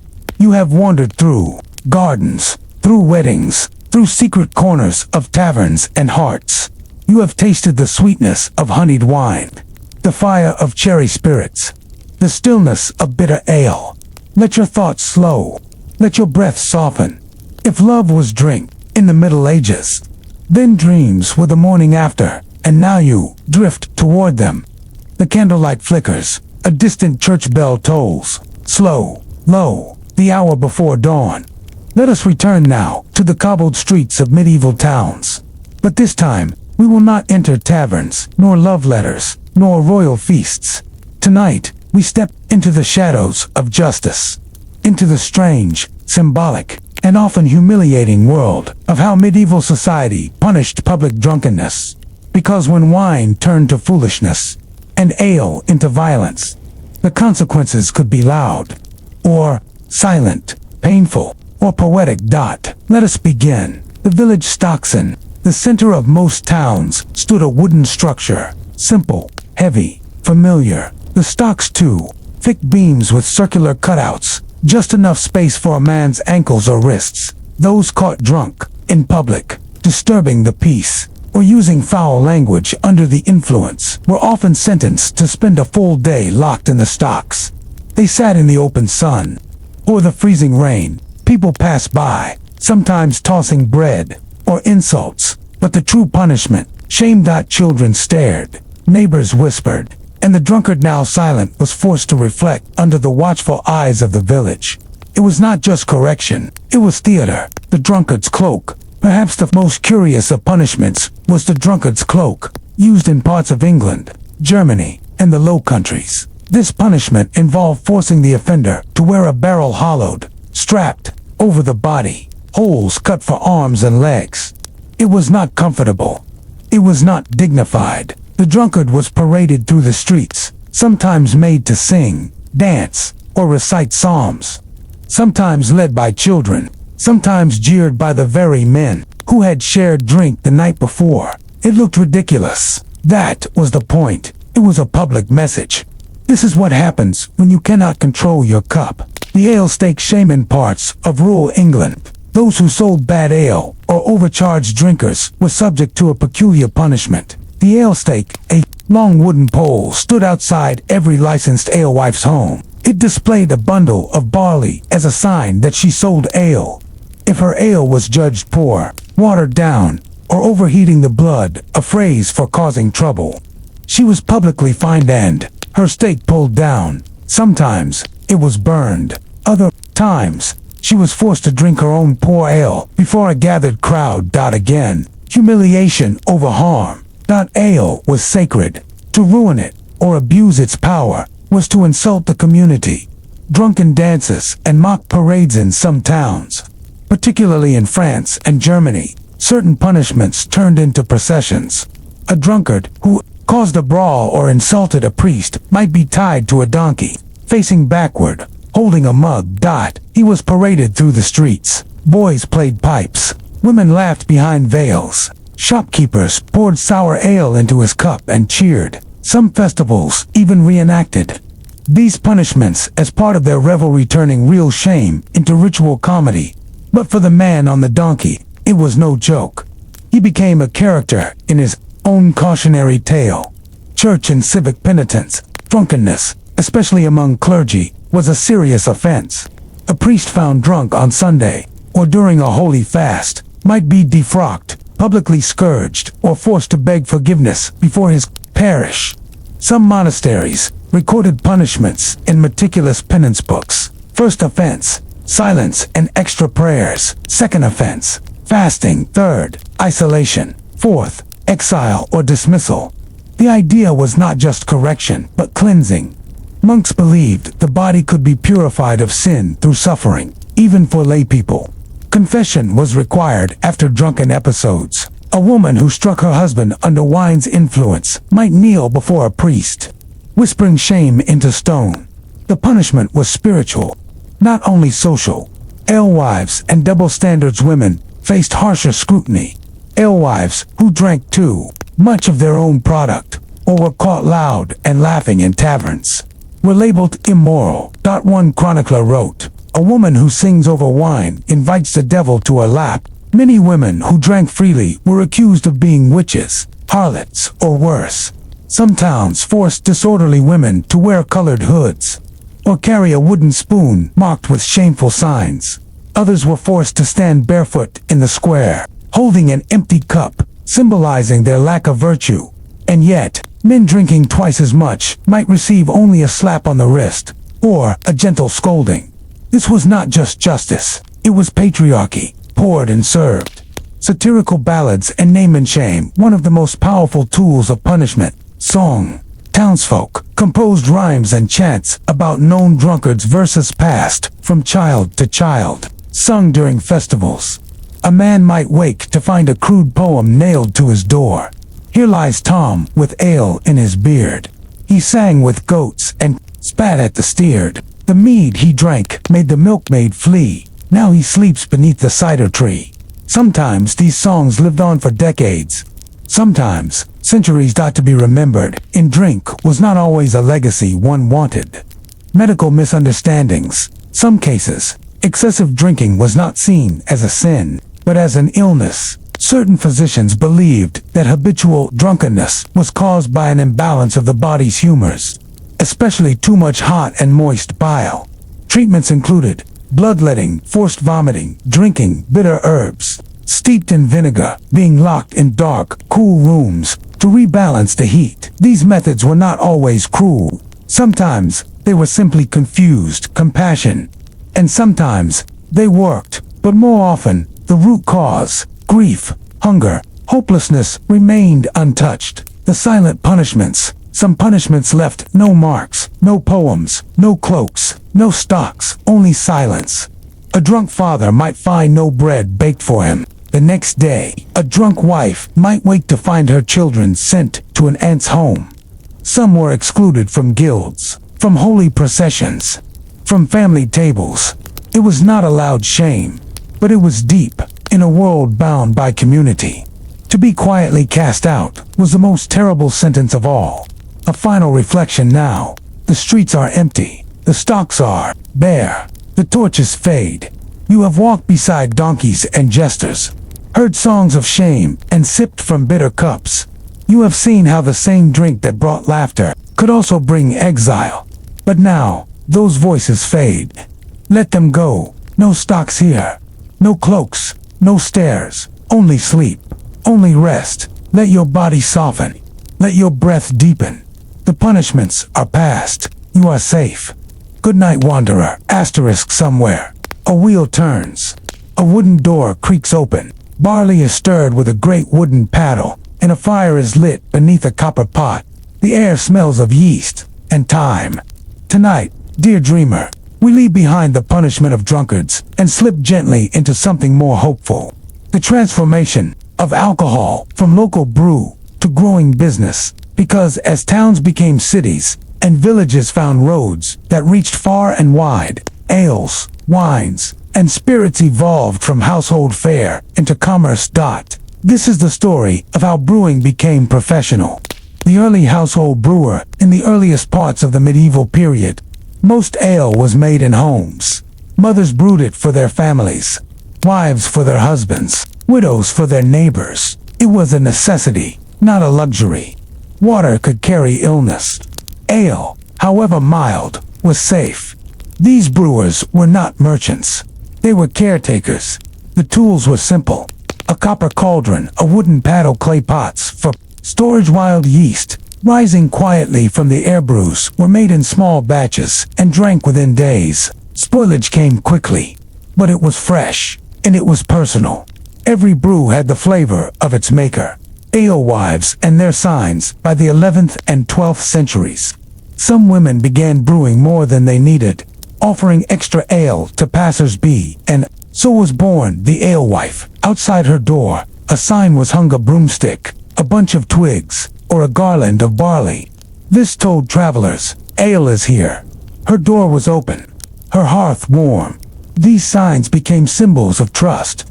Villagers had favorites. Some would walk miles for a particular woman's brew. These were the first public brewers before taxes, before licenses, before law. Business began not with silver, but with community. the rise of brewing guilds as towns grew. More ale was needed, and with growth came competition. Men entered the trade. Breweries grew larger. Small operations became shared ones. By the 13th and 14th centuries, guilds emerged, formal associations of brewers. These guilds created rules, recipes, brewing days, prices, quality checks. They trained apprentices and defended their craft. If a non-guild brewer sold poor ale, guild members could fine them or ban them.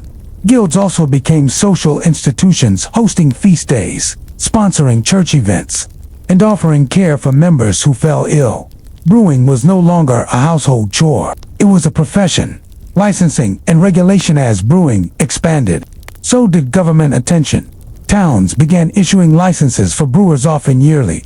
To brew without one meant a fine or confiscation. Inspections followed.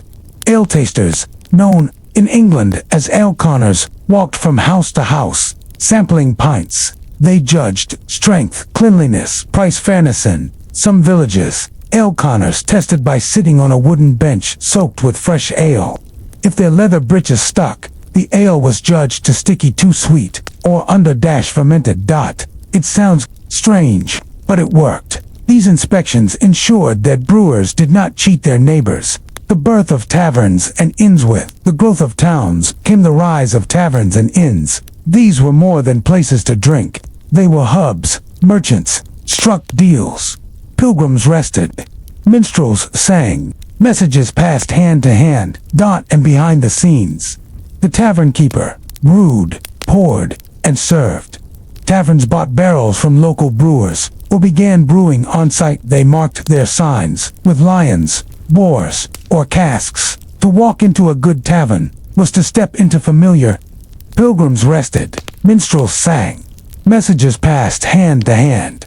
And behind the scenes, the tavern keeper brewed, poured, and served. Taverns bought barrels from local brewers or began brewing on site.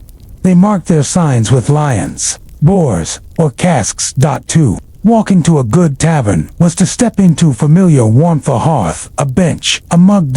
And for the brewer, it was reliable income. Taverns brought stability to the brewing business. The Shift Award, bare in the 14th century. Something shifted until now. Most ale was made without hops, using herbs and spices for flavor. But from what is now Germany and the Low Countries, a new style arrived. Beer made with hops. Hops gave beer a longer shelf life, a bitter balance, a stronger tastes. Many were skeptical. Hops were thought to cause melancholy.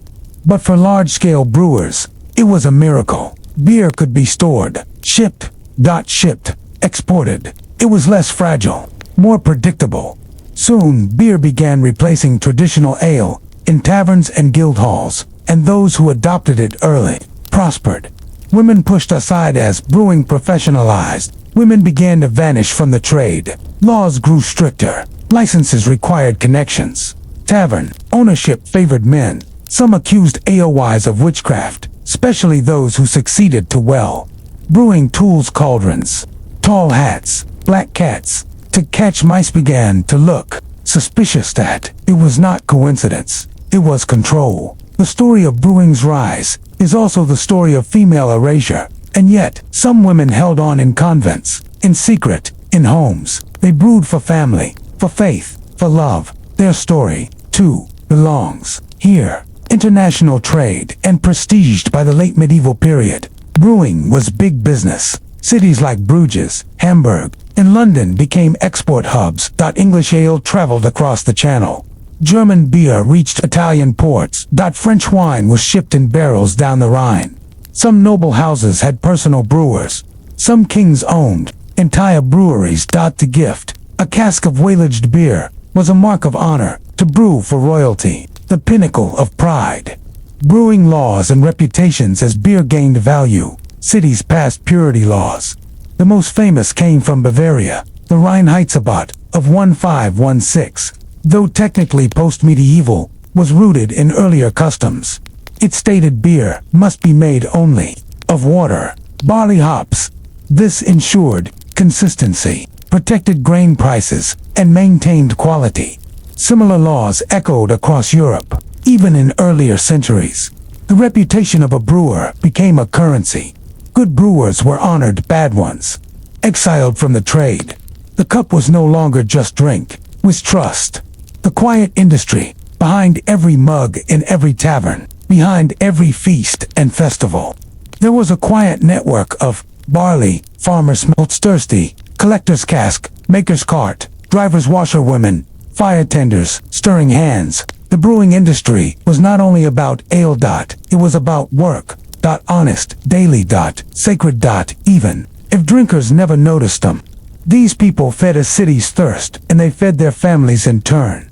A soft pour, a still moment now, as the fire softens, and the kettle hisses its final steam. You have traveled from the humble ale home to the heart of guild halls and bustling taverns. You have seen how brewing grew, how it changed hands, how it found laws and lost voices. But tonight, none of that matters. Not law, not license, not tax or guild. Only this, the warmth in your chest, the calm in your mind, the stillness of the room around you, and the gentle memory of the world's oldest drink, becoming someone's daily work. Sleep now. The brewery is quiet, and so are you. The fire has gone to embers. The shadows have grown long, and still, the cup remains. But this time, we are not here for flavor, or trade, or celebration. Tonight, we seek the unseen, because in the Middle Ages, a drink was not just liquid, it was a portal to luck, to love, to spirits, and sometimes, even to the divine. Let us follow the trail of myths and magic that swirled like mist inside every medieval cup, the drink that heals across monasteries and villages alike. Some drinks were not consumed for pleasure, but for healing. A monk in France might brew a spiced wine with dried violets to ease grief. A midwife in England might steep rosemary in ale for a woman in labor. A traveler in Italy might pay a coin for a tiny bottle of wormwood brandy, believed to ward off fever. These potions were sacred. They were brewed not in taverns, but in silence, with prayers, with herbs gathered beneath the full moon, with water drawn before dawn. To drink them was to sip protection. To some, they were divine medicine. To others, a touch of magic. Dream cups and prophetic wines in certain medieval cultures, particularly among Slavic and Celtic traditions. Dream cups were a known ritual. Before sleep, a person would drink a special wine, lightly infused, with mugwort, sage, or poppy petals. Then they would lie down in silence, hands on their chest, and await visions. These dreams were thought to reveal one's future spouse, the outcome of a coming harvest. Messages from the dead mothers gave dream cups to daughters the night before arranged marriages. Sailors drank them before long voyages. The idea was simple. Let the drink unlock the subconscious. Some called it foolish, others sacred. Because dreams are private, and in them, anything is possible. The spirit in the cup, the word spirit, itself has mystical roots. To distill alcohol, to take something earthly, and draw out its essence was seen by many as a magical act. In alchemical texts, early distillers wrote of capturing the breath of herbs. They spoke of the soul of the grape, or the whisper of grain. Some believed that strong spirits could reveal truth that a drunk man could not lie. Others feared that drinking too much opened your body to actual spirits, ghosts, or wayward demons. To guard against this, drinkers carried charms, a silver cross, a saint's bone, a ring engraved with a moon sigil, because not all spirits lived in bottles. Some were waiting outside tavern omens and lucky pours in many villages. It was said that if you spilled the first pour of ale, someone in your family would fall ill. But if your mug foamed over too high, that meant good luck in love. If the bottom of your cup held 3 bubbles, you would receive unexpected money. If your cup cracked in your hands, leave the table quickly. A betrayal was coming. These omens, whispered from mouth to mouth, became tavern lore. Some laughed at them, others crossed themselves and switched mugs with a friend. Because in a world without weather forecasts or insurance policies, signs mattered, and the cup always had something to say. The enchanted brew storyteller spoke of drinks infused with power. A bard's tale from Wales tells of a wine that, once sipped, would let a man hear the thoughts of animals. Another from Hungary tells of a dark cherry liqueur that made two enemies fall in love, briefly, madly before forgetting everything by morning. Such drinks were said to be brewed beneath eclipses over sacred wells by witches with glass spoons. Were they real? Perhaps not, but the belief, the hope, the idea that one sip could change your life, that was real enough. Curses and cupsit was not all sweetness and honey. Some cups were used to curse. A scorned lover might pour their tears into wine, whispering a name 3 times before throwing it on a doorstep. A rival merchant might pay a hedge which to enchant a barrel, so those who drank from it suffered confusion, or loss of appetite, or endless sleepless nights. To protect against this, some people insisted on drinking first from any bottle given to them, poured the first drop on the ground, for the spirits refused to drink from a cracked cup, fearing it had been hexed. The line between hospitality and harm was thin, and every host was watched. Holy drink and divine visions. In monasteries and sacred orders, wine had its place not only in ritual, but in revelation. Some mystics claimed that after drinking blessed wine, they entered trance states, saw angels, heard music from heaven. One nun in Germany wrote of a honey-scented cup that opened her soul to the Virgin Mary. Another monk claimed to receive prophecies after sipping mulled wine by candlelight. The church did not always approve, but neither did it always condemn.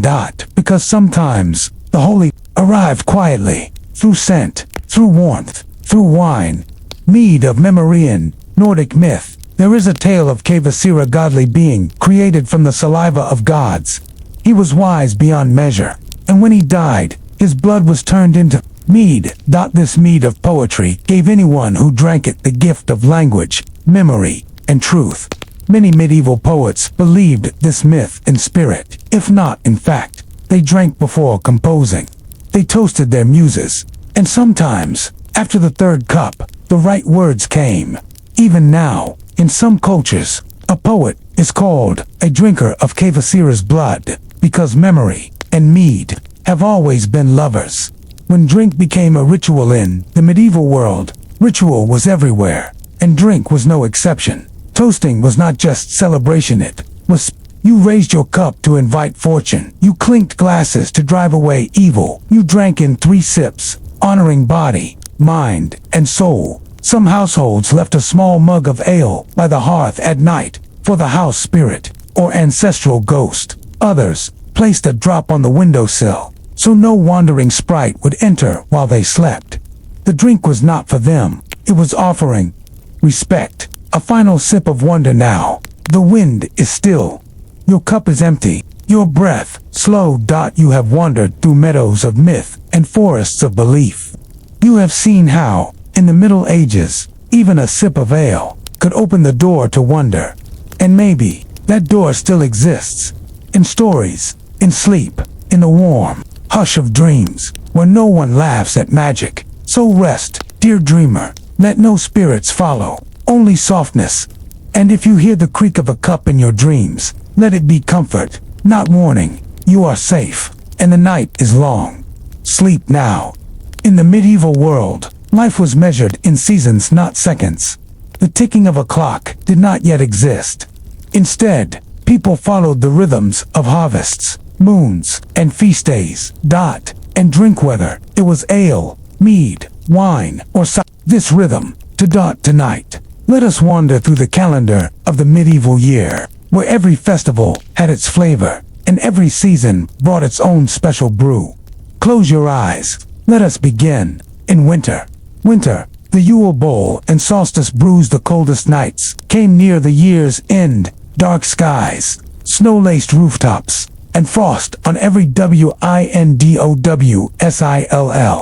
It was during this time that Yule was celebrated originally, a Norse festival, later blended into Christmas. One of the most beloved traditions was the Yule, large wooden cup, passed from hand to hand, filled with warm spiced ale or honey mead. Everyone sipped, from lord to servant, from elder to child, As it passed, they made wishes, gave thanks, and offered toasts to the gods, the saints, or simply each other.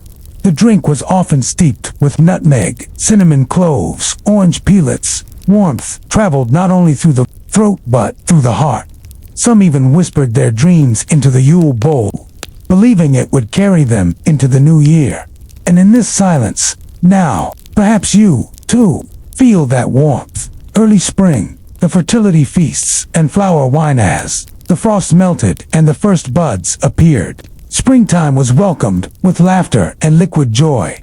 In pagan-rooted festivals like Imbolc and Beltane, people celebrated fertility of the earth, of animals, of love.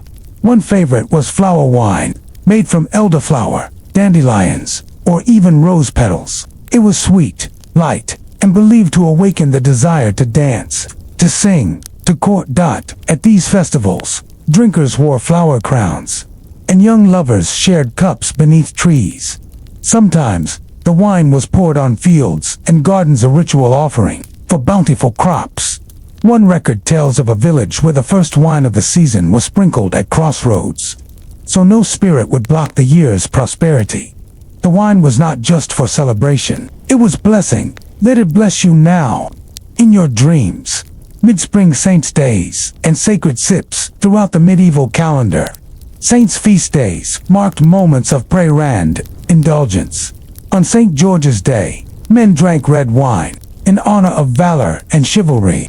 On St. Bridget's Day, some villages brewed ale using blessed spring water, drawn only at dawn. On these days, people gathered not just in churches, but in taverns, fields, and town squares. A typical ritual: one sip for the saint, one sip for your kin, one sip for what was lost. In some communities, a special goblet was set aside, only used during saints' feasts. It was polished with rosemary, lined with cloth, and stored with lavender. When not in use, drink was sacred, but never solemn. Laughter always followed the final sip. Summer, cider, mead, and the midsummer revels, the long days of summer, brought joy, celebration, and plenty. Fields shimmered gold. The air smelled of ripening apples, honey, and sun-warmed herbs. At the summer solstice, villages lit bonfires, danced in circles, and passed cups of cider and mead. Children played near the edges. Elders nodded along to flute songs. Young couples disappeared beneath trees. Cider was freshly pressed and fizzy. Mead, smooth and golden. One cup might be flavored with lavender, chamomile, wild strawberries. The drinking was often rich, jumping over flames, with a cup in hand, for good luck, pouring a drop into a stream for the water spirits. Tying empty bottles to trees, as thanks to warmth, was not just from the sun, but from centuries of shared joy.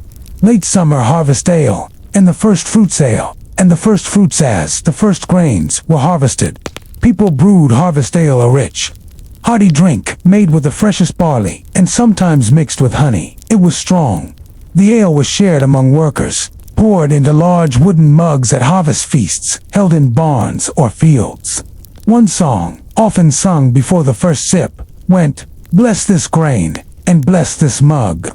For every seed and every jug, let none go thirsty, none go poor. Ale to the hearts of rich and more." Harvest time was not only labor, it was thanksgiving. To share ale was to say, we made it, we worked together, we are still here. Let those words wrap around you like a blanket tonight. Autumn vintage wines and moonlit toasters, the leaves turned gold and orange. Grape harvests began across France, Italy, and beyond. This was the time of vintage wine, the first pressings, bottled by monks, nobles, and vintners, in towns with vineyards. Entire festivals were held to celebrate the first cask. In Burgundy, pilgrims would arrive by foot to witness the opening. In Florence, fountains were sometimes filled with wine for a single day. The toasts at these events were poetic. To the vine that never lies, to the cup that sees no enemy, to the harvest that feeds both belly and soul. In small villages, friends toasted under the harvest moon, believing it strengthened the wine's blessing. Tonight, let us do the same. Raise an imaginary glass, to the sleep that restores, to the dreams that nourish. Special days, weddings, births, and wakes not. Every drink was tied to the season. Some were tied to moments at weddings. The bride and groom often shared a bridal cup, two handles, to lips, one heart. The cup was usually filled with honeyed wine or spiced ale. At births, a mother was often given warm beer with nutmeg and saffron to help restore strength. And even in sorrow, at funerals, mourners drank beer, BLT, an old Norse custom of toasting the dead with mead, ensuring safe passage to the afterlife. They drank in silence, in reverence, because in medieval life, drink was there at every door, entrance, and exit. The silent toast there was one more kind of toast, rare, private, not done in crowds or with cheer. It was called the silent toast, given before a battle or after tragedy, given when words would only tremble. The person would lift the cup, look to the sky, and simply drink. No clink, no cheer, only understanding. These toasts were remembered, even centuries later, and sometimes that silence said more than any speech. The year turns softly, and now the year turns once more. Winter returns, the hearth glows, the cup is set down. You have walked the calendar, you have tasted flowers, apples, honey, barley, and prayer. You have seen how the medieval world did not drink to escape, but to belong, to the land, to the season, to each other. And now, you belong here, to Dot. So let the cup rest, let the songs quiet. Your breath is steady, your body is warm, and the season is sleep. Asterisk, you are seated in a wooden chair. The grain of the table is smooth beneath your fingers. The fire crackles low. Outside, the wind is soft, and in front of you, a single mug, full, waiting. But it is not just drink you have come for. Tonight, it is a story. Because in the Middle Ages, ale did not only loosen tongues, it opened doors to tales, to legends, to the invisible. Tonight, we share what was whispered in taverns after the second drink. Tales that made people glance at doorways and smile at shadows. The tavern that appeared once a year in a mountain village in the Alps. They say there was a tavern of dreams once a year on the night of the winter solstice, when the sky was clear and the stars sharp as blades. A single wooden door would appear between two old trees. Inside, a tavern glowed with golden light. Music played, the drinks never emptied, and every guest who entered left feeling 10 years lighter. But no one remembered what they talked about inside, just that it had been good, safe, warm. One night wrote that after he drank there, he awoke with a poem in his pocket. One he did. Now remember writing.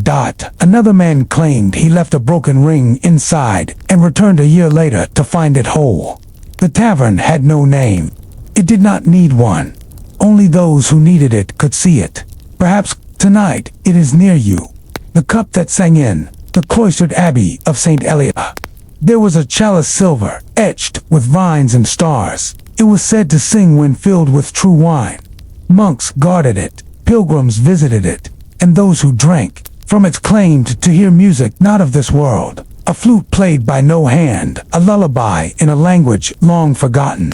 A heartbeat that echoed like bells. The church never confirmed the story, but neither did it deny it. When the abbey fell to ruin in the 14th century, the cup disappeared.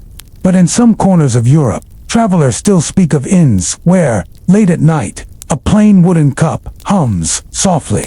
Only to those who have lost something deeply, it is not always found. But sometimes, just sometimes, it finds you. The ghost who refused to leave the pub in a fishing town on the English coast. There was a man named Thomas. He had a favorite stool at the back of the Black Gold Tavern. He sat there every day for 40 years. And then, one morning, he did not. But after his passing, something strange occurred. His stool would rock gently, even when no one touched it. Ale would spill from full mugs only, when set on his old spot. And dogs refused to sit near it, whimpering softly. The tavern keeper tried to move the stool. It returned 3 times. So finally, he placed a mug on it each night. Half full, never touched. And since then, Peace. No cold drafts, no strange echoes, just presence, that they say. Thomas just needed to stay a little longer, and in that place, he was still welcome. The mead that made you speak the truth in the forests of what is now Lithuania. There was a hidden grove, tended by a secret order of women. They brewed truth mead, a golden drink, so clear, it shimmered like glass. Anyone who drank it was unable to lie for 3 days, not even to themselves. Rulers sought it, lovers feared it, priests guarded against it. Some say it was brewed under eclipses. Others say the bees that made the honey never stung a soul. One noble woman drank it and gave up her crown. One thief drank it and returned everything he had stolen. The grove is lost now, swallowed by trees. But when a drink feels strangely heavy in your hand, you may want to pause, because some truths wait patiently to be told. The buyer, the dreamed an alchemist in Prague, once tried to trap a dream inside a bottle. He brewed a strong dark beer, mixed with poppy milk, starlight, and a drop of his own blood. He sealed it tightly and whispered his dream into it for 99 nights. When finally opened, the beer poured as vapor, not liquid, and anyone who breathed it in dreamed his dream. A field of golden wolves, a door made of feathers, a child laughing at the stars. The beer was never recreated, but the recipe survived. And some say the last copy of it is kept hidden inside the oldest beer hall in Bohemia. Guarded, waiting for someone with the right dream. The curse of the empty mug. Not all stories are kind in the city of Tours. There was once a cruel lord who taxed every tavern, demanding that each mug poured sent 1 coin to his coffers. If a mug was found empty and unpaid for, the tavern keeper was whipped out. One night, a beggar asked for a drink. The tavern keeper refused. Terrified of punishment, the beggar left, and that night, the lord drank from a golden mug that would never fill. He poured wine, it vanished. He poured ale, gone. Every night, he tried, and every night, the mug whispered back, 1 drink, denied. He went mad, trying to quench his thirst. The mug still exists, they say, locked in a cellar, sealed with salt and prayers. Never serve greed, the story says, because the mug remembers talking bottles and liquid prophecies in certain villages in Brittany. It was believed that some bottles of wine were born listening, that is, during their fermentation, if secrets were told nearby. The bottle absorbed them if opened at the right moment, usually during the last hour before dawn. The wine would speak, not in words, but in visions. You might see the face of the person who betrayed you, or the path you must not take, or the memory you tried to forget. People called them whisper bottles. They were passed down in families, hidden and sometimes feared. No one opened one lightly, because while truth can be healing, it can also be sharp. The ale that aged backwards. One tale from the Scottish Highlands tells of an ale brewed only once every generation. It was said to reverse sorrow. Drinkers claimed that as they sipped, their regrets unraveled. First their grief, then their bitterness, until all that remained was the joy of youth. A widow who drank it danced for the first time in years. A warrior wept with laughter, remembering his first love. But the ale was dangerous. Too much, and a man could forget himself entirely, forget his name, his purpose, even the faces of his children. So the recipe was hidden, and the casks sealed beneath stone. Still, once every few decades, someone whispers that they've seen the effects again, and they wonder if the ale found its own way back. The final story. A cup left on a grave. There was a custom in parts of Ireland and Wales to leave a final drink on a grave, especially for those who had died suddenly or far from home. The drink varied: ale, cider, or wine. It was poured into a small wooden cup, placed by the headstone, and left overnight. The next morning, the cup was either full, empty, or shattered. Each meant something different. Full meant peace. Empty meant they had visited. Shattered meant the soul had moved on. Some families repeated the ritual every year, because love does not end at the grave, and sometimes neither does thirst. The fire fades now. The tales have all been told. The mugs are dry. The wind is still. You have journeyed through forgotten taverns, through secrets and songs, through curses and comfort. And in every sip, you have tasted a world where drink was not just celebration, but story, but meaning, but memory. So let your eyes close gently. And if you dream tonight of a glowing tavern where the chairs do not creak, where every story ends well, and every cup knows your name, you are already there. Sleep, sweet listener. The storyteller is done for now. But the stories will wait. Asterisk. When we think of drinking today, we think of fun, or escape, or numbness. But in the world of the Middle Ages, to get drunk was sometimes seen as something else entirely. It might mean a message from heaven, a punishment from hell, or a door briefly opened into the strange folds of the human mind. Tonight, we drift into this mysterious place where medieval science, belief, and fear shaped the way people saw the intoxicated mind. Wine and divine. Madness. The idea that wine could bring someone closer to the divine was ancient. Even before the medieval world, Plato spoke of holy frenzy. Dionysus was worshipped in ecstatic dances, and medieval mystics, too, believed that in certain states, whether through wine, fasting, or prayer, a person could become a vessel for something greater. In the 12th century, Hildegard of Bingen, a visionary nun, wrote that some women saw God more clearly after wine passed their lips and warmth stirred the heart. It was not the drink, she claimed. It was the opening it allowed. Some monks described a gentle intoxication as being like God's breath in the blood. But there were limits. To go too far, too fast, was not to find God. It was to invite something else. The balance of humors to the medieval mind. The body was ruled by 4 fluids, or humors: blood, phlegm, black bile, yellow, by each drink, each meal, each mood shifted these delicate forces. Too much red wine, for instance, was thought to increase blood leading to cheerfulness, or madness. Thought too much beer might flood the phlegm, making one slow, melancholy, or forgetful. Doctors would recommend different drinks for different ailments. Red wine for the cold-hearted mold, ale for the anxious, dry cider for those with too much bile. Drunkenness, then, was not just behavior, it was a diagnosis. A person who shouted after drinking might be declared bile-burnt. Someone who laughed and danced too much, blood-blessed. But when all the humors fell out of harmony, that was when fear began. Possession or poison.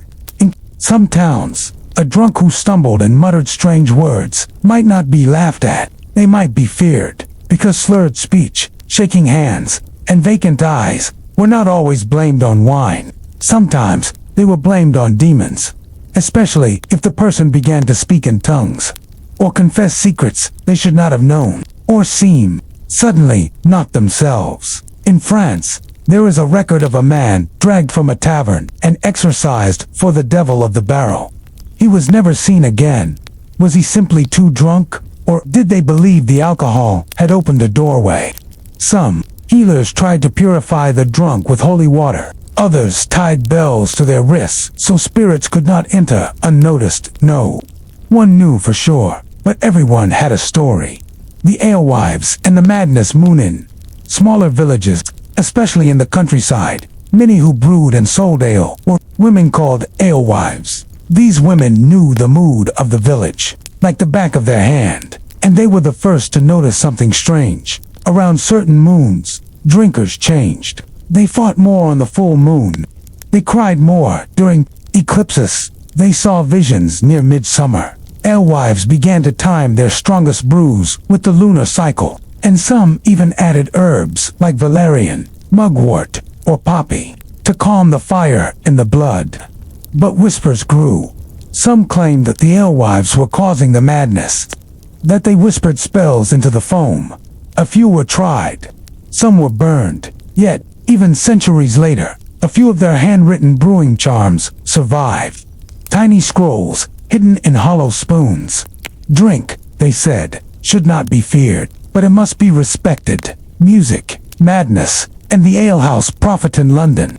During the 14th century, there was a man named John the Piper. He played in taverns, He drank heavily, and after every fifth song, he began to prophesy. Sometimes he warned of storms, sometimes of births, sometimes of death. Once, he declared that a nobleman would die before morning, and when it came true, he was taken to the church. The priests questioned him. John said, "It is not me who speaks, it is the cup."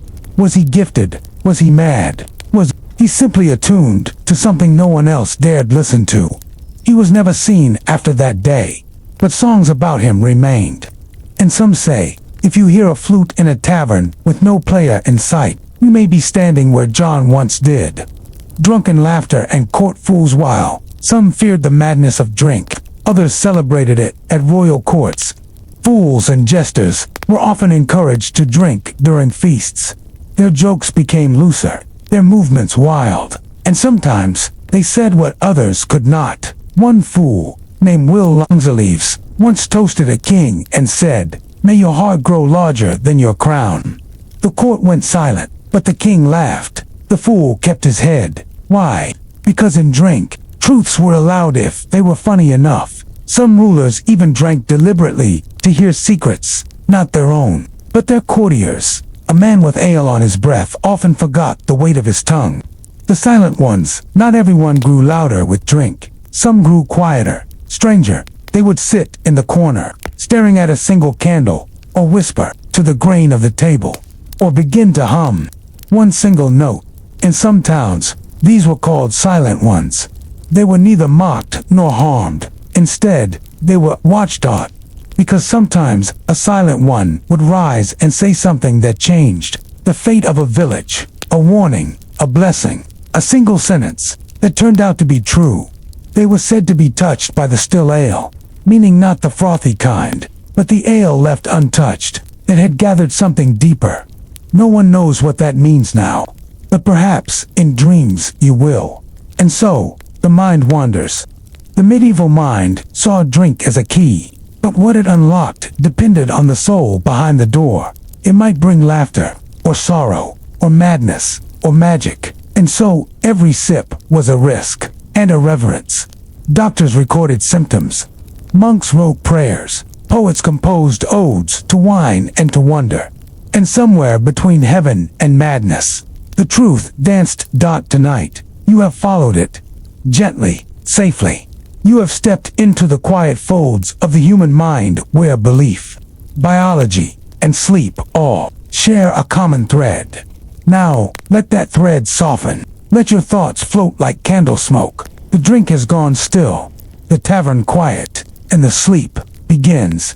Asterisk in all the wandering we have done through this dreamlike world, through taverns and monasteries, through festivals and feasts, through festivals and feasts, through visions and ghosts and alchemical brews, we return now to the simple question, why did people drink in the Middle Ages? The answer is not just one thing. It is many. It is layered. It is like the finest ale. Deep at the bottom of the cup, a toast to belonging in a world of harsh labor and short lives. Drinking together meant something larger than pleasure. It meant belonging. To raise a mug with your neighbor, your parent, your baker, your healer, was to say, we are here, still, together. And that was no small thing. Most villages had no written laws, no courts, no police, but they had customs. And many of those customs were taught, remembered, and shared over drink. You did not toast alone. You waited. You looked someone in the eye. You offered words that mattered to your harvest, to your mother's health, to safe passage, to the memory of your brother. Each sip carried meaning. Each cup held not just liquid, but life. The drink that made you sing one old German proverb went, where beer is brewed, songs are born. And it was true. In great halls, in dim pubs, even in barnyards. Drink unlocked the soul's old music. People sang lullabies they barely remembered. They hummed songs their grandparents sang. And often, after the third cup, they made up new ones. It was not performance. It was participation. Everyone had a voice, even the shyest, even the gruffest. Drink allowed people to contribute, even when they did not have stories or strength. In that way, it was not a silencer. It was an invitation. The liquid library of stories ale was cheaper than ink. Wine flowed more freely than parchment. So many stories, thousands were passed, not in books, but across wooden tables. Tales of brave ancestors, legends of far-off saints. Jokes that had outlived 10 kings, quiet confessions. Between friends the tavern was a library, and each drinker its page. This is why some historians call old inns oral cathedrals, because even when the church grew silent, the stories never stopped. And if a tale was told well enough, the drinkers remembered it long after the teller was gone. Healing and ritual in the medieval world. To be human was to hurt. Wounds came from war, from childbirth, from famine, from grief. Drink was not a cure, but it was a comfort. Warm ale with herbs was given to mothers in labor.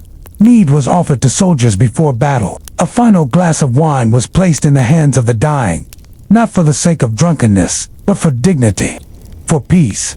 Some believed that honey wine, when blessed, could help the soul loosen from the body gently, like a leaf floating from a branch. In autumn, even in goodbye, drink had a place. The stranger at the table in every inn. There came a moment when a stranger entered. No one knew their name, their past, their secrets. But if they had coin, or sometimes even if they did not, they were given a seat and a mug, because to share a drink was to become part of the village, if only for a night. Hospitality was sacred. To deny drink was to deny someone's humanity. And so, tables were shared. Stories were exchanged. New friendships sparked, even if they only lasted as long as the candle. Some of those strangers became neighbors. Some became legends. But all were remembered. The fear of too much but drink was not only light. The darkness lived there too.